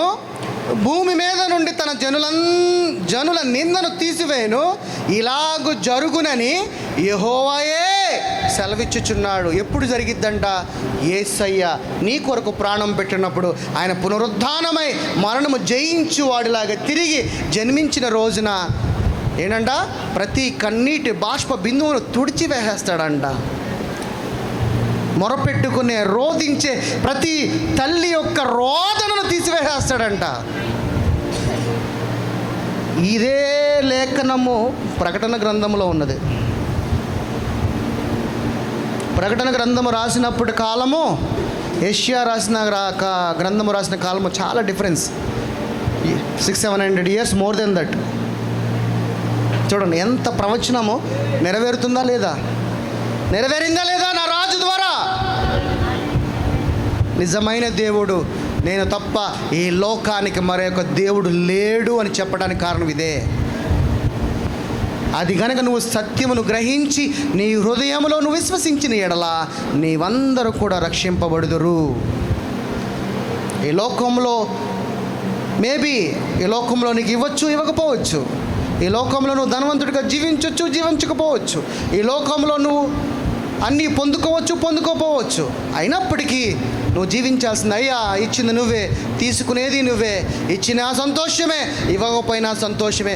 కానీ నువ్వే నా రాజుగా నేను జీవిస్తాను, నీ సాక్షిగా నేను జీవిస్తాను, నేను మహిమపరుస్తాను. నా హృదయముతో నేను మహిమపరుస్తాను. అలాంటి స్వభావం కలిగి, అలాంటి మనసు కలిగి, అలాంటి హృదయము కలిగి నీ జీవితము, నా జీవితం, మన అందరి జీవితము ఉండాలి. డబ్బులు ఇస్తేనే యేసయ్య కాదు, డబ్బులు ఇవ్వకపోతే యేసయ్య కాదు. డబ్బుతో యేసయ్యని ముడిపెట్టొద్దు. నీ రోగముతో, నీ రోగాన్ని ఆల్రెడీ స్వస్థత పొంది ఉన్నావు. యేసయ్య నమ్ముకుంటే డబ్బు వస్తుంది, యేసయ్య నమ్ముకుంటే రోగం పోతుంది, యేసయ్య నమ్ముకుంటే ఇల్లు వస్తుంది, యేసయ్య నమ్ముకుంటే ఉద్యోగం వస్తుంది. కాదు, యేసయ్యను నమ్ముకుంటే నిత్య జీవంలోనికి వెళతాం అని చెప్పండి. మేబీ ఇవి ఉండొచ్చు, ఉండకపోవచ్చు, కానీ నా రాజు ద్వారా నువ్వు నిత్య జీవంలోనికి వెళ్తావమ్మా అని చెప్పండి. అంతేగాని ఇలాంటి సువార్తను బోధించి మాకండి. రోమిల్ రాసిన పత్రిక 14:9.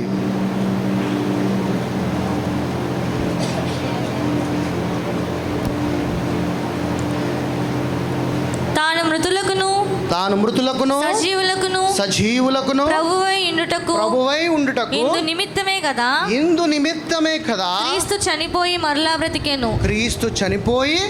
మరలా బ్రతికెను. ఎందుకంట మనందరికీ రాజుగా ఉండటానికి ఆయన చనిపోయి మళ్ళా తిరిగి జన్మించెను. ఆ రాజు నీకు సహాయం చేయటం కాదు, నేరుగా నీలోనే వచ్చి నివాసము చేయడానికి ఇష్టపడ్డాడు. ఒక రాజు కనుక నీలో ఉంటే నీకేం కావాలి? ఇంకంతకన్నా గొప్ప మహాభాగ్యం ఏం కావాలి? నువ్వు నిజముగా యేసయ్యని నీలో జీవింప చేసుకుంటే, ఆయనతో కనుక నువ్వు సహవాసము చేసుకున్నట్లయితే నీకు డబ్బు అవసరం లేదు. ఎందుకంటే ఆయనే డబ్బై ఉన్నాడు, ఆయనే ఐశ్వర్యవంతుడై ఉన్నాడు, ఆయనే ఏమై ఉన్నాడు? ఆయన యొక్క వాక్యము ఔషధమై ఉన్నాడు. నీలో ఉన్న రోగమునకు ఆయన ఏమై ఉంటాడు?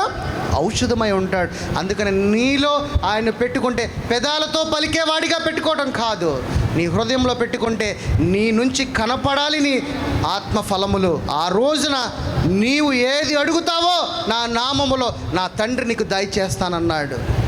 నోటి పెదాలతో పలుకుతూ యేసునామములో నాకు ఇది కావాలంటే దొరకదు. కానీ నిజముగా యేసయ్యకి నువ్వు ఆలయమై జీవించినప్పుడు అప్పుడు నువ్వు అడుగు వాటికంటే, ఊహించు వాటికంటే అత్యధికంగా ఇస్తాను నేను అంటున్నాడు. ఆ రోజు నేను సంపూర్ణమైన ఆరోగ్యంతో జీవింపజేస్తానంటున్నాడు. ఆ రోజు నిజమైన వారసుడిగా, క్రైస్తవుడిగా నువ్వు జీవిస్తావు. కానీ పెదాలతో మాట్లాడే జీవితము దేనికి కూడా నీకు ఉపయోగపడదు. అలాంటి ఒక జీవితం కనుక మీరైతే జీవిస్తున్నట్లయితే ఈరోజే, ఇదే సమయము, ఈ రోజు నుంచి సొంత రక్షకుడిగా నువ్వు అంగీకరించిన ఒకవేళ నువ్వు బాప్తిస్మం తీసుకున్నప్పటికీ నీ రక్షణ నువ్వు నిలబెట్టుకోలేకపోయినప్పటికీ ఈ రోజు నుంచి దేవుని ఆత్మై దేవుని యొక్క సాక్షిగా జీవించడానికి ప్రారంభించు. అయినా ఇప్పటికీ కూడా నీ దేవుడు నిన్ను ప్రేమించడానికి సిద్ధంగా ఉన్నాడు. నీ హృదయంలోనే ఆలయంలోకి వచ్చి నిన్ను ఆయన నివాసము చేయటానుకున్నాడు. నిన్ను ఆయన ముందుగా ఏర్పరచుకున్న ఆయన ఆలయము. కానీ నీకు నువ్వుగా జీవించడానికి, ఈ లోక మర్యాదలో ఉన్న వాటి కొరకు పరిగెత్తడానికి కాదు నా సహోదరి సహోదరుడా. ఇది నా జీవితము కాదు. అందుకే పౌలు గారు ఉన్నారు, ఇక మీదట జీవించేవాడు నేను కాను, నా యందు జీవించేవాడు నా క్రీస్తే. నా క్రీస్తుకు నేను ఆలయమై ఉన్నాను. నాలో ఉన్న, నా ఆలయంలో ఉన్న నా యేసయ్యతో నేను సహవాసము చేస్తాను. బయట వాడితో నేను చేయను. ఈ లోక మర్యాదకు తలవగ్గను. ఈ లోకంలో ఉన్న వాటి కొరకు నేను పరిగెత్తను. నాలో ఉన్న నా యేసయ్య నేను వెతుకుతూ ఆయన జ్ఞానము నేను పొందుకుంటాను. ఆ జ్ఞానము ఈ జీవ గ్రంథంలో ఉన్నది. ఈ గ్రంథంలో ఉన్న ఈ జ్ఞానమును నువ్వు పొందుకున్న రోజున నీలో నిజంగా విశ్వసించిన వాడి అవుతావు. అప్పుడు నిజంగా రక్షణ పొంది రక్షింపబడతావు. కానీ పేరుకి క్రైస్తవుడిగా జీవిస్తే ఉపయోగం లేదు నా సహోదరి సహోదరుడా. ఆయన నీ కొరకు శిలువ మీద ఎక్కిన ప్రాణము వృధా అని చెప్తున్నాడు. ఆయన పెట్టిన ప్రాణము ఉపయోగకరం అవ్వాలంటే నిజముగా ఆయన కుమారుడిగా నువ్వు జీవించాలి. కొరింథీయులు 15:17, మొదటి కొరింథీయులు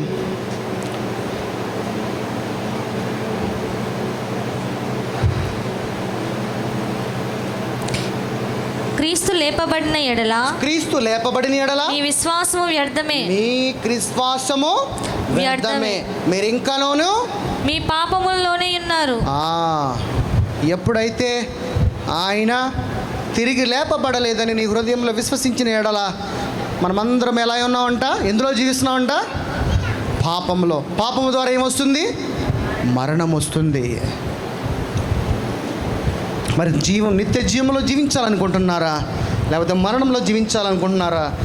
మిమ్మల్ని మీరే ఎంచుకొనుడి. రోమిల్ రాసిన పత్రిక 1:4.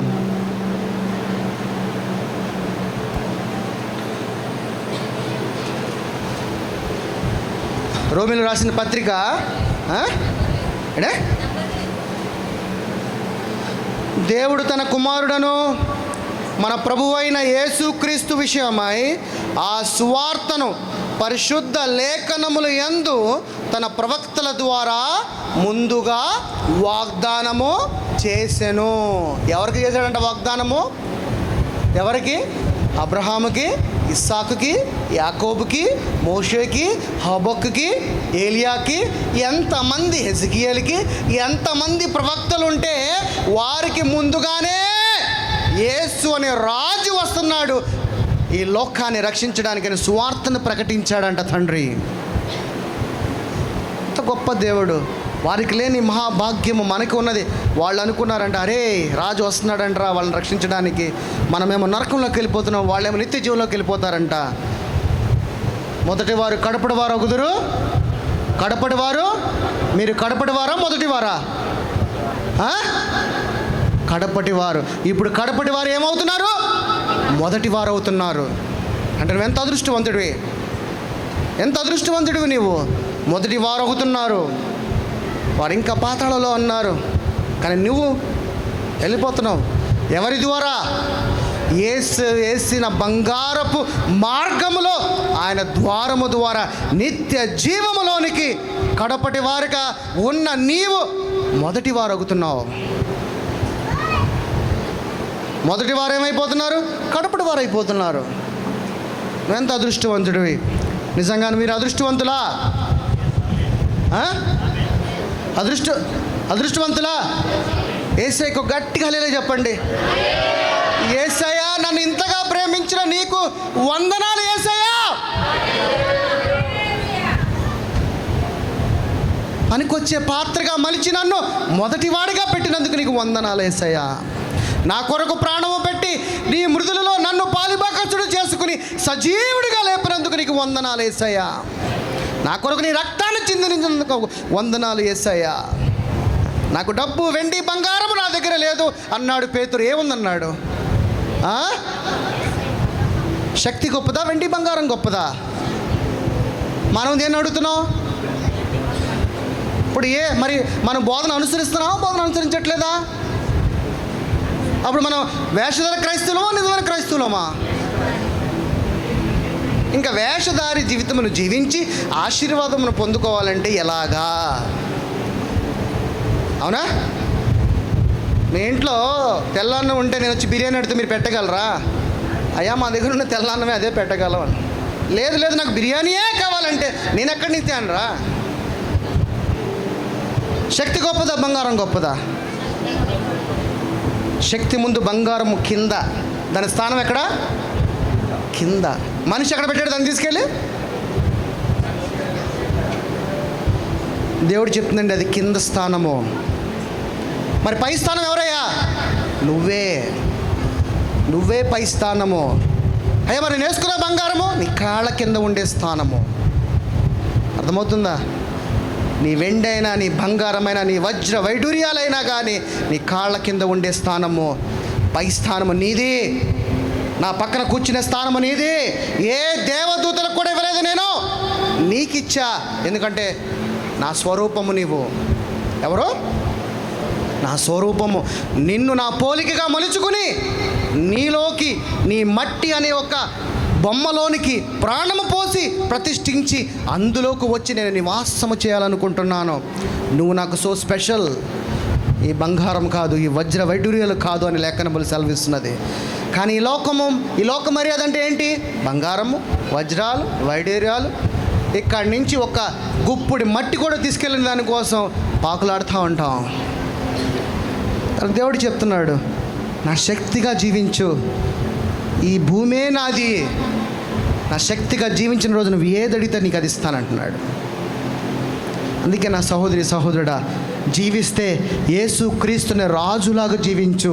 కష్టం వచ్చినా, నష్టం వచ్చినా, ఆపద వచ్చినా, తొందర వచ్చినా, ఏది వచ్చినా కానీ నా యేసే నాకు తోడే ఉన్నాడని, నీకు సదాకాలము నిత్య జీవంలో నివసింపజేసేవాడులాగా నాకు తోడే ఉన్నాడని, నా కుడి చేయి పట్టుకుని నడిపించేవాడై ఉన్నాడని, నేను ఆయనే నా సొంత రక్షకుడుగా, నన్ను ఆయన కుమారుడుగా అంగీకరించిన నా యేసులోనే, నేను నా యేసులోనే, నా యేసు నాలోనే, ఇద్దరము కలిసి ఏకాత్మై జీవిస్తామని తీర్మానం చేసుకోండి. ఈ రోజున నీ హృదయంలో ఈ విధమైన విశ్వసించిన ఎడల నువ్వు నీ నోటి ద్వారా నీ శరీర క్రియలు ఏదైతే అడుగుతావో అవన్నీ కూడా ఫలిస్తాయనే లేఖనముల ద్వారా దేవుడు నీతో మాట్లాడుతున్నాడు. ఈరోజు తీర్మానం చేసుకోవడానికి సిద్ధంగా ఉన్నారా? సిద్ధంగా ఉన్న వాళ్ళైతే నిలబడండి. ఈరోజు యేసుని మీ హృదయంలో విశ్వసిద్దాం, యేసుగా రాజుగా అంగీకరిద్దాం. ఆయన పునరుద్ధానంలో నువ్వు కూడా పాలిభాగించి ఆ హృదయంలో నుంచి ఆయనను మహిమపరచు. నా సహోదరి సహోదరుడా, అయ్యా నన్ను ఇంతగా ప్రేమించావా? నాకు తెలియదు నాయన. ఎన్ని రోజులు నాయన ఈ లోకంలోనే నాయన, ఈ లోక మర్యాదలోనే నేను జీవించాను ప్రభువా. నన్ను క్షమించు నాయన. ఇక మీదటి నుంచి నాలో నేను కాదు నాయన జీవించేవాడిని, నాలో జీవించేవాడు నీవై ఉన్నాను ప్రభువా. నేను నీకు ఆలయమై ఉండేంత అర్హత నాకు కల్పించు నాయన. ఈ లోకంలో ఉన్న వాటికే నాయన, ఈ వెర్రి జ్ఞానం వైపు నేను పరిగెడుతున్నాను ప్రభువా. నన్ను క్షమించు నాయన. తండ్రి, నీ ప్రేమను నాలో నింపు నాయన. నాయన, నీ ఆత్మఫలములన్నీ కూడా నాలో ఉండులాగా నీ కృపని సహాయం దయచేయ. నీ ప్రేమ వలె, నిన్ను వలె నీ పొరుగువాన్ని ప్రేమించవను ఈ రోజు నుంచి నేను అలాగే జీవిస్తాను ప్రభువా. నాయన, నా అన్నదమ్ములను ప్రేమిస్తాను నాయన, నా అక్క చెల్లెలను ప్రేమిస్తాను నాయన. నీ ప్రేమగా ఉండి నీ పోలికగానే జీవిస్తాను తండ్రి. నీ స్వరూపమును ఇచ్చినందుకే నాకు నాయన నీకు వందనాలు నాయన. నీ స్వరూపమై నేను జీవిస్తాను నాయన. తండ్రి, ఈ లోకంలో ఉన్న వాటిని అన్నీ విడిచి నాయన నీ చెంత, నాయన నీ దగ్గరున్న వాటిని నేను వెతుకుతాను తండ్రి. ఈ రోజు నుంచి నేను నీతో సహవాసం చేస్తానని తీర్మానం చేసుకున్నాను ప్రభువా. నాయన, నా చెయ్యి విడవద్దు నాయన. నాయన, నాలో నుండి నువ్వు వెళ్ళిపోవద్దు నాయన. తండ్రి, నాలో కల్ముషము లేకుండా నాయన మనస్సాక్షి, నిర్మలమైన మనస్సాక్షిని నాకు దయచే ప్రభువా. అపవాది నాయన శోధనకి నాయన నేను తల యొగ్గకుండా ప్రభువా, నాలో ఉన్న అపవాదిని జయించువాడిగా, నాలో ఉన్న చీకటిని జయించువానిరాలుగా నేను జీవించే శక్తిని నాకు దయచే ప్రభువా. ఈ భూమి మీద ఉన్న వాటి నాకు వద్దు నాయన. ఈ భూమిలో ఉన్న ఏది కూడా నాకు వద్దు నాయన. నాకు నా యేసయ్యే ఉంటే నాకు చాలు నాయన. నా యేసయ్యా నాకు నువ్వు తోడుగా ఉండు ప్రభువా. నాకు నువ్వు దేవుడుగా ఉండు నాయన. నాకు నువ్వు రాజుగా ఉండు నాయన. ఈ రోజు నుంచి నా రాజు నువ్వే, నా శక్తి నువ్వే, నా జ్ఞానము నువ్వే, నా ఐశ్వర్యము నువ్వే, నా బంగారం నువ్వే, నా పిల్లలు, నా సంపద సమస్తము నీవే ఉన్నావు ప్రభువా. ఈ రోజు నుంచి నీ కుమార్తెగా, నీ కుమారుడుగా, నీ సాక్షిగా నా బ్రతుకు దినములన్నీ కూడా నా పూర్ణ ఆత్మతో, పూర్ణ హృదయముతో నిన్ను ఆరాధిస్తాను తండ్రి. నాయనా, నీకు వందనాలు ప్రభువా. నా నిమిత్తమై నాయన నువ్వు ప్రాణం పెట్టావు, నీకు వందనాలయ్యా. స్తోత్రం నాయన, స్తోత్రము నాయన. నాయనా, ఈరోజు జరిగించిన ఈ కార్యక్రమాన్ని బట్టి మీకు వందనాలు ప్రభువా. కూడి వచ్చిన ప్రతి బిడ్డను మీరు దీవించండి నాయన. ఈరోజు ఎవరైతే వారి హృదయంలో తీర్మానం చేసుకుంటున్నారో వారి హృదయం అనే తలుపుల్లోకి దర్శించు నాయన. వారి హృదయంలో వెలుగును నింపు నాయన. నీ యొక్క సమృద్ధిని నింపు నాయన. నీ ఆరోగ్యమును నింపు నాయన. వారి యొక్క ప్రతి అవసరతల్లో మీరు తోడుగా ఉండండి ప్రభువా. ప్రతి మార్గంలో తోడుగా ఉండండి నాయన. వారికి ఏ కష్టములు ఉన్నాయో నాయన, ఏ బాధలు అయితే ఉన్నాయో వాటిని ఈరోజు విశ్వసించారు కాబట్టి వాటన్నీ కూడా తుడిచివేయలాగున ఆయన నువ్వు లేఖనముల ద్వారా వాగ్దానము చేసావు. ప్రతి బాష్ప బిందువుని నేను తుడిచివేస్తానన్నావు ప్రభువా. ఏ బిడ్డ అయితే కన్నీళ్లు విడుస్తున్నారో, ఏ బిడ్డ అయితే దేని నిమిత్తమే నాయన వాళ్ళ ఆలోచన, ఆవేదన రోధిస్తున్నారో ప్రభువా, నాయన ఈరోజు నువ్వు ముట్టు నాయన. ఈరోజు నువ్వు నాయన నీ మాటలతో వారిని గద్దించు నాయన. నాయన నీ మాటలతో నాయన నీ వెలుగుని, నీ ప్రేమని వారి జీవితంలో నింపమని అడుగుచున్నాం తండ్రి. నాయన నీకు వందనాలు ప్రభువా. రాలేకపోయిన బిడ్డలను దీవించు నాయన. వచ్చిన బిడ్డలను ఆశీర్వాదంతో ఆస్వాదించు. నిన్నటి దినమందు వచ్చిన తండ్రి ఆ 2 సంఘములను బట్టి మా అన్నదమ్ములను, మా అక్క చెల్లెలను దీవించు, ఆస్వాదించు నాయన. ఈరోజు ప్రపంచమంతా నీ నామాన్ని స్మరిస్తున్నారు ప్రభువా. ప్రతి కుటుంబాన్ని, ప్రతి బిడ్డను, ప్రతి పేరు దీవించు నాయన. నీకు వందనాలయ్యా. ఈరోజు నాయన ఈ లోకాన్ని జయించిన వాడుగా, ఒక వీరుడుగా, ఒక రాజుగా ఈ లోకాన్ని గొప్పవాడిగా కనపడే విధంగా, ప్రతి మోకాలు ప్రతి నాలుక నీ నామములో ఒప్పుకునే విధంగా నీ చిత్తము నీ రాజ్యము నెరవేరబడునుగాక తండ్రి. నీ బిడ్డలముగా మమ్మల్ని అందరినీ దీవించి ఆస్వాదించి బలపరచమని అడుగుచు ప్రభువా. ఆది నుండి అంతం వరకు నడిపించిన కార్యక్రమాన్ని బట్టి నీకు వందనాలు చెల్లిస్తూ ముందున్న కార్యక్రమాన్ని కూడా నడిపించమని అడుగుచు ప్రభువా. నీకే మహిమ ఘనత ప్రభావములు చెల్లిస్తున్నాం తండ్రి. ఆమెన్. కూర్చోండి, ఒక్క నిమిషం కూర్చోండి. కింద ಕೆಳಗಡೆ ಕೂತ್ಕೊಳ್ರಿ ಸ್ವಲ್ಪ. మా ఆయన అయితే ఇంక అసలు డే అండ్ నైట్ అదే 3 days ప్రేయర్ గురించి చాలా ప్రేయర్ చేశారు. కానీ సక్సెస్ఫుల్గా జరిగింది అనుకుంటున్నాను నేను. దాన్ని బట్టి దేవునికి స్తోత్రం. చాలామంది మా పిల్లల గురించి కొంచెం డౌట్ ఉండొచ్చు. పిల్లలకి ప్రాబ్లం ఉంది కదా, దాని గురించి నేను చిన్న చెప్పాలనుకుంటున్నాను. నా లైఫ్ క్రిస్టియన్ నుంచి స్పిరిచువల్ లైఫ్గా ఎట్లా నా లైఫ్ ముందుకు సాగిందో దాని గురించి చెప్పాలని ఇష్టపడుతున్నాను నేను. మా ఇంట్లో పెద్దదాన్ని, మా బాబాయ్లందరూ 6. ఆయన అందరూ ఆ మగ పిల్లలు, నేను ఆడపిల్లలు ఇంట్లో. ఫస్ట్ చాలా బాగా చూసుకున్నారు నన్ను. ఫస్ట్ వీక్, నేను చాలా సాఫ్ట్. అందుకే మా ఇంట్లో నన్ను చాలా ప్రేమించారు. నేను మా చెల్లి కన్నా చాలా వీక్, ఆమె చాలా స్ట్రాంగ్. అట్లా ఉన్నాము. కానీ పెళ్ళైనాక మాది లవ్ మ్యారేజ్. నా భర్త కూడా చాలా బాగా చూసుకున్నాడు నాకు. ఇట్లా ఒక రకంగా చెప్పాలంటే నాకు ఏం కొదువలేదు, అన్నీ ఉన్నాయి. అడగకముందే నా భర్త అన్నీ తెచ్చి పెడతాడు నా కాళ్ళ దగ్గర. అంత బాగా చూసుకునేవాడు. ఇంకా నేను అంటే ప్రేయర్లో ఉన్నాము లేదని కాదు, కానీ అంత స్పిరిచువల్గా కాదు. అప్పుడు పిల్లలు మాకు 3 years అయినా పిల్లలు లేరు. పిల్లలు ప్రేయర్ చేసాం, చాలా ప్రేయర్ చేయించుకున్నాం. కానీ కొంచెం లేట్ మాకు పిల్లలు. మెడిసిన్స్ చాలా వాడినాక పిల్లలు కలిగారు మాకు. పాప పుట్టింది. పాప పుట్టిన ఒక 15 daysకి పాపకి ఫిట్స్ వచ్చింది. అంటే పాప బై బర్త్ హెడ్ సైజ్ చిన్నగా ఉంది. తన పిల్లలు పుట్టే నార్మల్ సైజ్ కన్నా చాలా చిన్నది. దానివల్ల ఫ్యూచర్లో ప్రాబ్లం రావచ్చు రాకపోవచ్చు అని కూడా చెప్పారు. కానీ డిశ్చార్జ్ ఇంటికి వచ్చినాక ఒక 15 daysకి ఫిట్స్ వచ్చింది పాపకి. అడ్మిట్ చేసాము. ఒక 1 month 2 months మెడిసిన్ వేసాం, బాగానే ఉంది. మళ్ళీ పాపకి 7 years ఉన్నప్పుడు వచ్చింది ఫిట్స్. ఎట్లా కంటిన్యూగా అంటే నియర్లీ 14 times వచ్చింది పాపకి ఫిట్స్. అసలు పిల్ల బాగా స్పీచ్ అంతా బాగున్నది. సడన్గా డ్రాప్ అయిపోయింది పాప కిందికి. అంటే మేమేం చెప్పిన అర్థం కాదు, మాట్లాడలేకపోతుంది.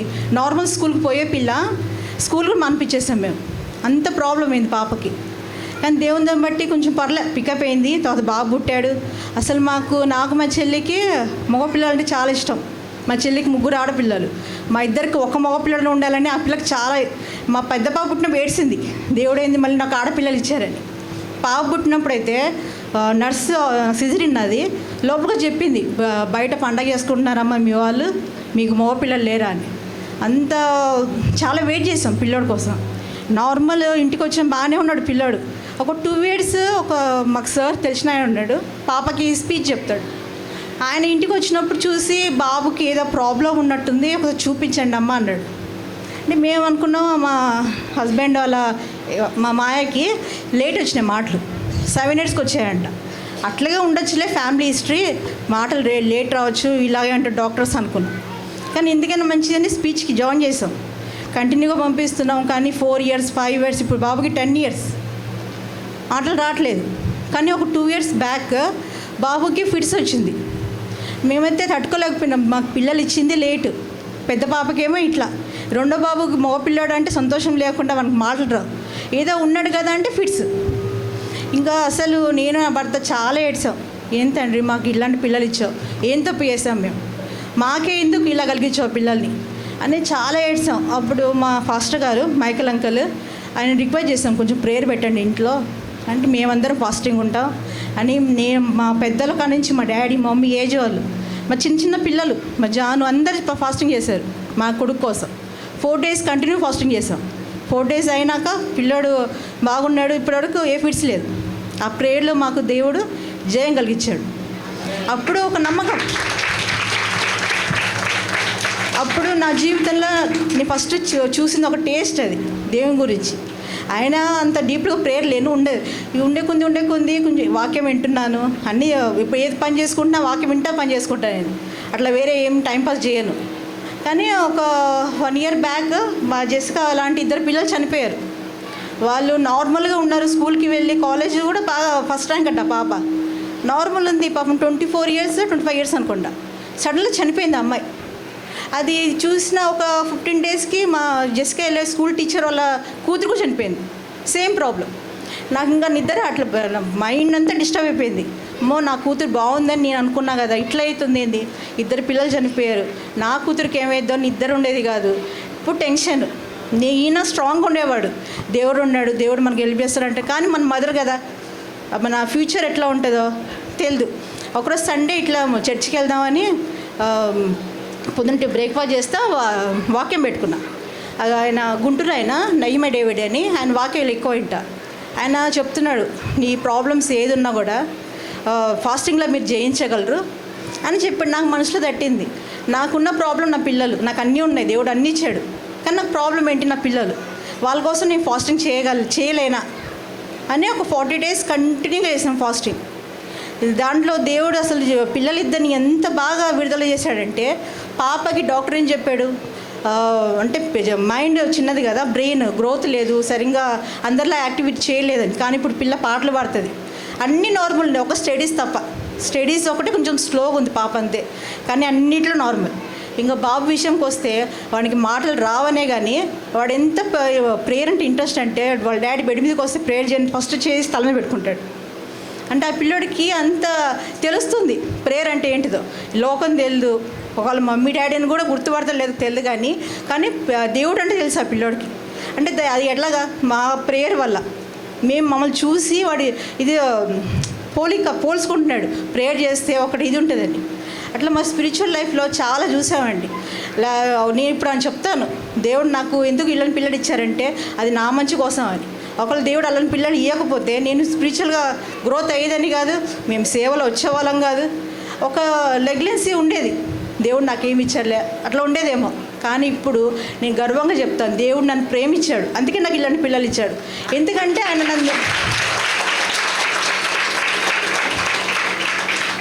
నన్ను ఆయన దగ్గరికి అతుక్కొని ఉంచుకోవాలని నమ్ముతున్నాను నేను. ఇప్పుడు నేను నా ఆశపడేది ముందు పిల్లడు మాట్లాడతాడు, వాళ్ళ డాడీతో ఇద్దరు కలిసి సేవకి వెళ్తారు, మేము నలుగురం కలిసి పరిచయం చేయాలని నా కోరిక, నా ఆశ. ఇక్కడికున్న తల్లులు అందరికీ అదే చెప్తాను, పిల్లలకి ఏ ప్రాబ్లం వచ్చినా కూడా మీరు చేయాల్సింది ఫస్ట్ ప్రేయర్. అదొకటి. ఇంకొకటి ఏంటంటే పిల్లలకి మనము డాక్టర్స్ ఇంజనీర్స్ అయ్యి కాదని చేపించేది, మనం తల్లులుగా ఒక రెస్పాన్సిబిలిటీ ఏంటి, పిల్లల ఫ్యూచర్ కడటం. అది డాక్టర్ ఇంజనీర్ వాళ్ళకి కాదండి, ఒక పిల్లోడిని ఒక కొడుకుని ఫాస్ట్గా తయారు చేస్తే ఆ పిల్లోడు వెళ్ళి ఎంతమంది ఆత్మలు గెలుస్తాడు, దానికన్నా పెద్ద గిఫ్ట్ ఉందా? నేనైతే అది నమ్ముతానండి. నాకు నా పిల్లలందరూ, మా పెద్ద పాప స్ఫూర్తి డాక్టర్ అయినా కానీ తన స్పిరిచువల్గా చాలా గ్రోత్ అవ్వాలి, అనేక ఆత్మలను గెలిచాలి, ఫస్ట్ నుంచి జాయ్ లాస్ట్ వరకు. నా కొడుకు అందరూ, ఇప్పుడు నాకు ఇద్దరు ఫస్ట్ పిల్లలు లేదని ఏడ్చాను, ఇప్పుడు ఎంతమంది పిల్లలు మా ఇంట్లో అసలు ఒకసారి తలనొప్పి వచ్చేసి అంత గోల్ చేస్తారు పిల్లలు కొట్టుకోవటాలని. వాళ్ళ బాబాయ్ ఉంటే పండగ, ఇంకా ఏం జోక్స్ వాళ్ళు చూడాలి, చూస్తే ఇట్లా సీరియస్గా ఉంటాడు, కానీ ఆ పిల్లల్ని బాగా ఏడిపిస్తాడు. అదే మా కోసం ప్రేయర్ చేయండి, నా భర్త కోసం, నా కోసం, మా పాప కోసం. మా పాప కొంచెం ఒంట్లో బాగాలేదు, 1 week నుంచి ట్రావెల్ చేస్తుంది బెంగళూరుకి, ఇది కాలేజ్ మించిపోయింది, వచ్చిన నుంచి పాపం టైర్డ్ బాగుండట్లేదు, 3 days కంటిన్యూగా ట్రావెల్ చేస్తున్నాం కదా, కొంచెం ఒంట్లో బాగుంటలేదు. ప్రేయర్ చేయండి, మా ఫ్యామిలీలో అందరూ సేవకు రావాలని కోరుకుంటున్నాను. ఈ ఛాన్స్ ఇచ్చిన ఫాస్టర్ గారికి చాలా థ్యాంక్స్ అండి. Thank you.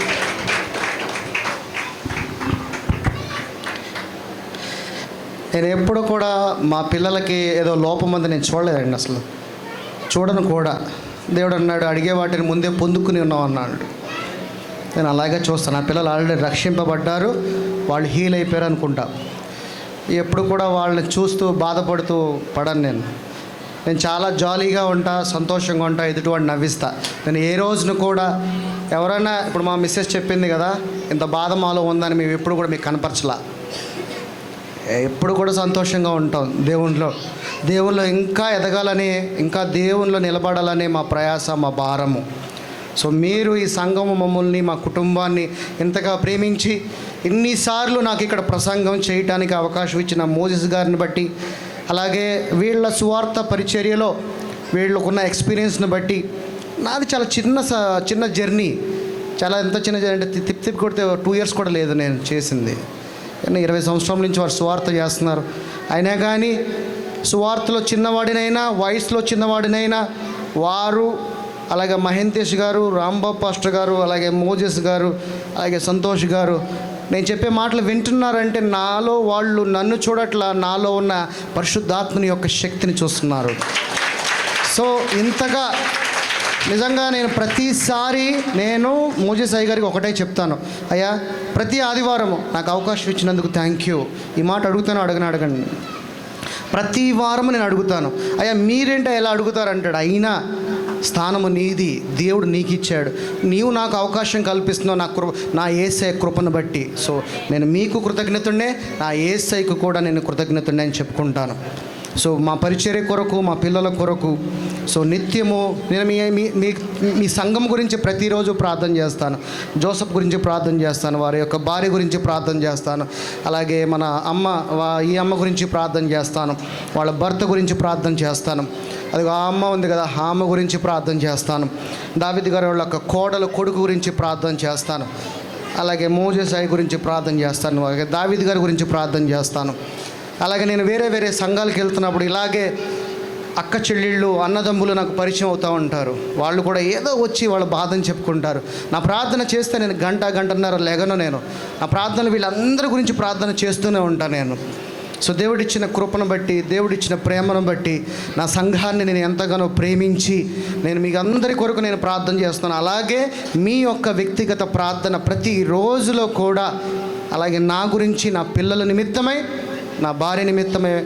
యాక్చువల్గా నా భార్యకు కూడా కొంచెం ఒంటో బాగోలేదు. సో తనకు కూడా ఒక చిన్న ప్రాబ్లం ఉన్నది. 10 ఏళ్ల నుంచి ప్రాబ్లము ఫేస్ చేస్తుంది. 10 ఏళ్ల నుంచి ఉన్నా కానీ దేవుని కృపను బట్టి ఈరోజు దాకా ఎటువంటి అంత ఇబ్బంది కలగల. కానీ నేను విశ్వసిస్తున్నాను, ఆ హాస్పిటల్ మెట్టులు వెక్కకూడదని నేను అనుకుంటున్నా. నా తండ్రి గొప్పవాడు, నమ్మదగినవాడు. 100% నా భార్యలో ఆ యొక్క కార్యం చేస్తాడని నేను విశ్వసిస్తున్నాను. అలాగే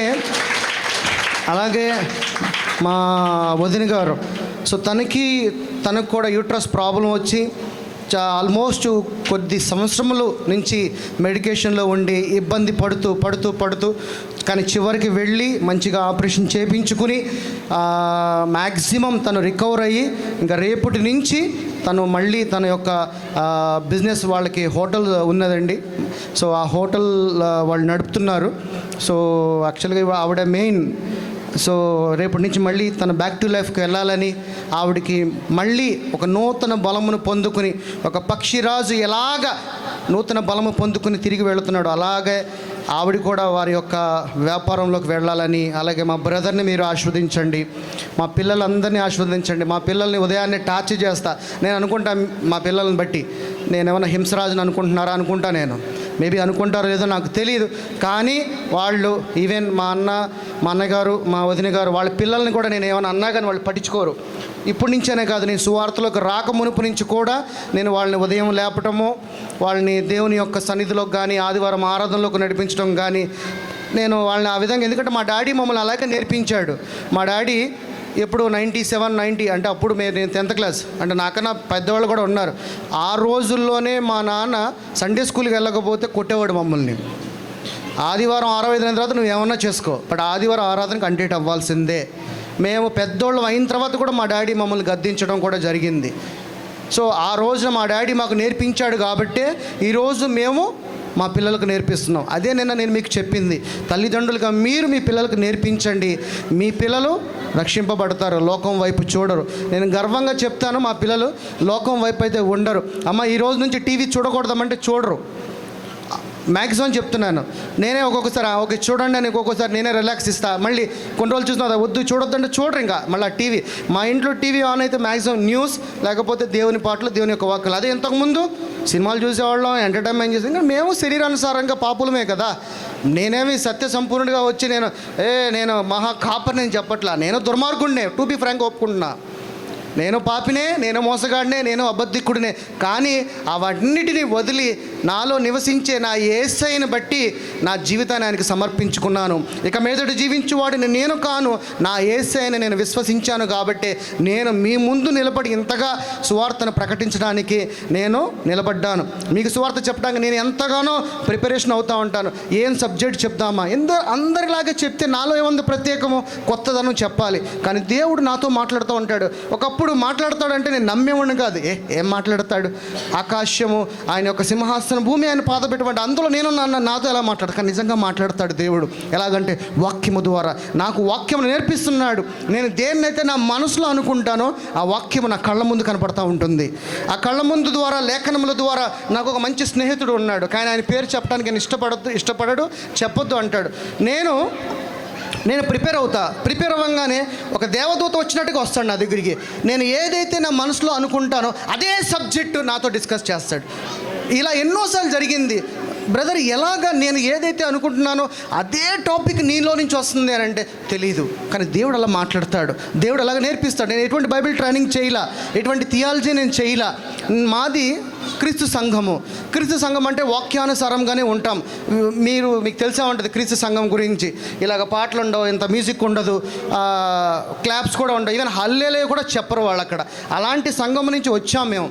కానీ అక్కడ నేర్చుకున్నది ఏదైతే ఉందో దాని ద్వారా దేవుడు పట్టుకున్న తర్వాత వాక్యం నేర్పించడం జరుగుతూ వచ్చినది. అలాగే దేవుడు నాతో ప్రతి విషయం మాట్లాడుతూ ప్రతి లేఖనములు నేను రేపు చెప్పబోతున్నానంటే దానికి ఒక 1 వీక్ బిఫోరే నేను ప్రిపరేషన్ అవుతూ ఉంటాను. ఈవెన్ ఇక్కడ ఈ 3 రోజులు జరగటానికి కూడా నిజంగా చెప్పాలంటే ఈవెన్ మోజెస్ అయ్య కానీ నేను కానీ 1 వీక్, ఈవెన్ రాంబాబు పాస్టర్ గారు కానీ అలాగే మహేంతేష్ పాస్టర్ కానీ ఏంటంటే మాకు ఒక పిచ్చి. ఎందుకంటే మీకు సువార్తను ప్రకటించాలని. మీకు సువార్తను ప్రకటిస్తే మాకేమొస్తుంది, ఏమీ రాదు. కానీ వాళ్ళు ఆ సంఘాన్ని అక్కడి నుంచి వదులుకొని ఇక్కడికి ఎందుకు వస్తున్నారు, పిచ్చి. ఎందుకంటే యేసయ్య మీద ఒక పిచ్చి, ఒక సువార్తను ప్రకటించాలని. నేను రోజు 300 కిలోమీటర్లు ట్రావెల్ చేస్తున్నాను.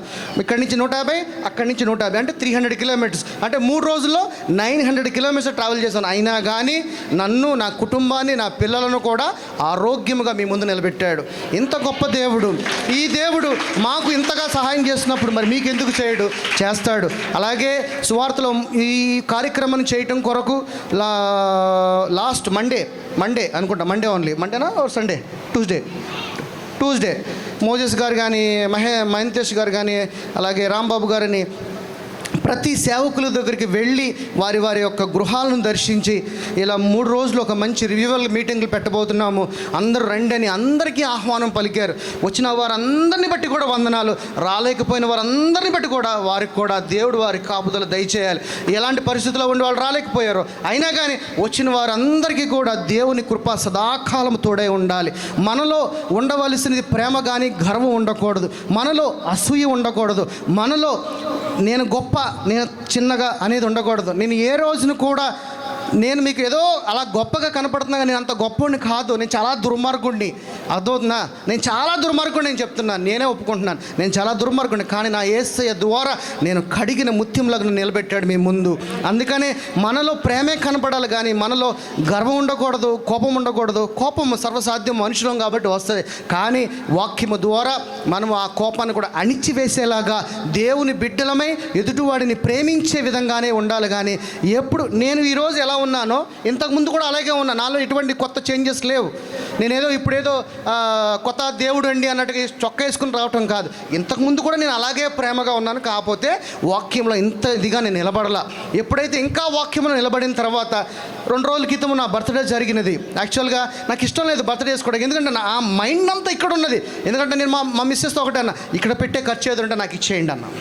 అడిగానా లేదా, నా భార్యని అడగండి, నా బర్త్డే రోజు మీరు ఏమేమి నాకు ఖర్చు పెట్టాలనుకుంటున్నారో ఆ డబ్బులు నాకు ఇచ్చేయండి, అది సంఘంలో పెడదాం, వాళ్ళకి ఏదో ఒకటి ఉపయోగపడుద్ది. బర్త్డే ఒకరోజు 1 గంట లేకపోతే 1 పూటలో అయిపోతుంది, తిన్నామా పడుకున్నామా తెల్లారింది అయిపోద్ది. బట్ అక్కడ అలా లేదు, మన వారికి సహాయం చేద్దాం. ఇది నా మనసు. ఎందుకనంటే దేవుడు నన్ను ప్రేమిస్తున్నాడు, దేవుడు నాకు చెప్పింది ఇదే. పొరుగువాడిని ప్రేమించు అన్నాడు. అందుకనే నేను ఆ ప్రేమను అలా కనపరుస్తూ నేను పరిగెత్తుకుంటూ వెళుతూ బస్ స్టాండ్కి వెళ్ళి అక్కడికి ఏదో ఒకటి ఇక్కడికి పంపించడం, ఈయన అక్కడికి వెళ్ళి పరిగెత్తుకుంటూ వెళ్ళటం, మళ్ళీ ఇది తీసుకోవటం. ఈ రోజున ఈ సంఘము ఈ రోజున ఇలా నడవటం అంటే అంత ఈజీ కాదు. దీని వెనక ఎంతో కష్టం ఉన్నది, దీని వెనక ఎంతో ప్రయాసం ఉన్నది, దీని వెనక ఎంతో భారం ఉన్నది, దీని వెనక ఎంతో ఖర్చు కూడా ఉన్నది. అయినా కానీ దేని గురించి కూడా మేము వెనకడట్లా. ఎందుకనంటే దేవుడు ఉన్నాడు, దేవుడు దీవిస్తాడు. ఈ రోజున మనం చేయాలనుకుని చేసేద్దాం. నా మెంటాలిటీ ఏంటంటే నేను ఏదైనా అనుకున్నానంటే అది చేసేయాలి, దాన్ని నేను నిద్రపోను. ఎవడు ఏం చెప్పినా నేను చేసి తీసేస్తాను దాన్ని. అట్లాంటి మెంటాలిటీ నాది. నేను ఎవరికైనా మా ఇంట్లో తెలిసింది చాలా తక్కువ, తెలియకుండా నేను చాలా చారిటీలు చేస్తూ ఉంటా. ఎందుకనంటే దేవుడు దీవిస్తాడు. నా చేయి చాలా చిన్నది కానీ దేవుడు చేయి పెద్దది. నేను మేబీ 10,000 ఇస్తే నాకు 10 లక్షలు ఇస్తాడు దేవుడు. ఆ రుచి నేను చూశాను కాబట్టి నేను దేవుడికి ఎక్కువగా ఇస్తాను, ఎక్కువగా ప్రేమిస్తాను. మ్యాక్సిమం నేను ఎవరికైనా సహాయం చేయటానికే, ఉపయోగపడటానికే. నా జేబులో 10,000 ఉండి నేను ₹1 ఇవ్వను. నా దగ్గర 10,000 ఉంటే 9,000 ఇచ్చేస్తాను. నేను నిజంగా చెప్తున్నాను, బలిపీఠం మీద నుంచి అని చెప్తున్నాను. నా దగ్గర 10 లక్షలు ఉండి ఎప్పుడు మీకు సహాయం చేయాలని అనుకోలే. నా దగ్గర 10,000 ఉన్నప్పుడు 9,000, నెక్స్ట్ నేను మిగతా 9,000 రేపొద్దున వచ్చేస్తాయి అవే. అలాంటి ఒక స్వభావం, అది నిజమైన ప్రేమ. అలాగ కలిగి మనందరం ఉండాలి. మీ దగ్గర ఉందని మీరు ఇవ్వమని నేను అనట్ల, కానీ అలాంటి ఒక స్వభావంతో జీవించండి అని చెప్తున్నాను. మీ పిల్లల్ని ప్రేమించండి, మీ అన్నదమ్ముల పిల్లల్ని ప్రేమించండి, మీ అన్నదమ్ములను ప్రేమించండి, మీ అక్క చెల్లెలను ప్రేమించండి. మీ కుటుంబంలో ఉన్న వారి మీద ఎటువంటి అసూయ కూడా పడమాకండి. ఒకవేళ ఏదన్నా అసూయపడి వాళ్ళతో ఎటువంటి నువ్వు ఏదైనా గొడవ పెట్టుకుంటే ఈ రోజునే నేను ఏదో నీ గురించి తప్పుగా ఆలోచించాను, నన్ను క్షమించు, ఇక మీదటి నుంచి నేను ఒక సొంత నీకు ఒక అన్నలాగా ఒక తమ్ముళ్ళలాగా ఉంటానని ఎదుటివాడి నుంచి ఏది ఆశించవద్దు. ఏ మనుషుడు ఏది పెట్టడు, ముందే చెప్తున్నాను. మనుషుల మీద ఆధారపడకండి కంటే యెహోవాను ఆశ్రయించటం మేలు. ఏది కావాలన్నా కానీ తండ్రిని ఆశ్రయించండి, యేసయ్యని ఆశ్రయించండి, యేసయ్య ఇస్తాడు. ప్రేమ కలిగి సంతోషంగా సమాధానంగా జీవించుదాం. యేసు నామములో అందరూ దీవించబడును గాక. God bless you.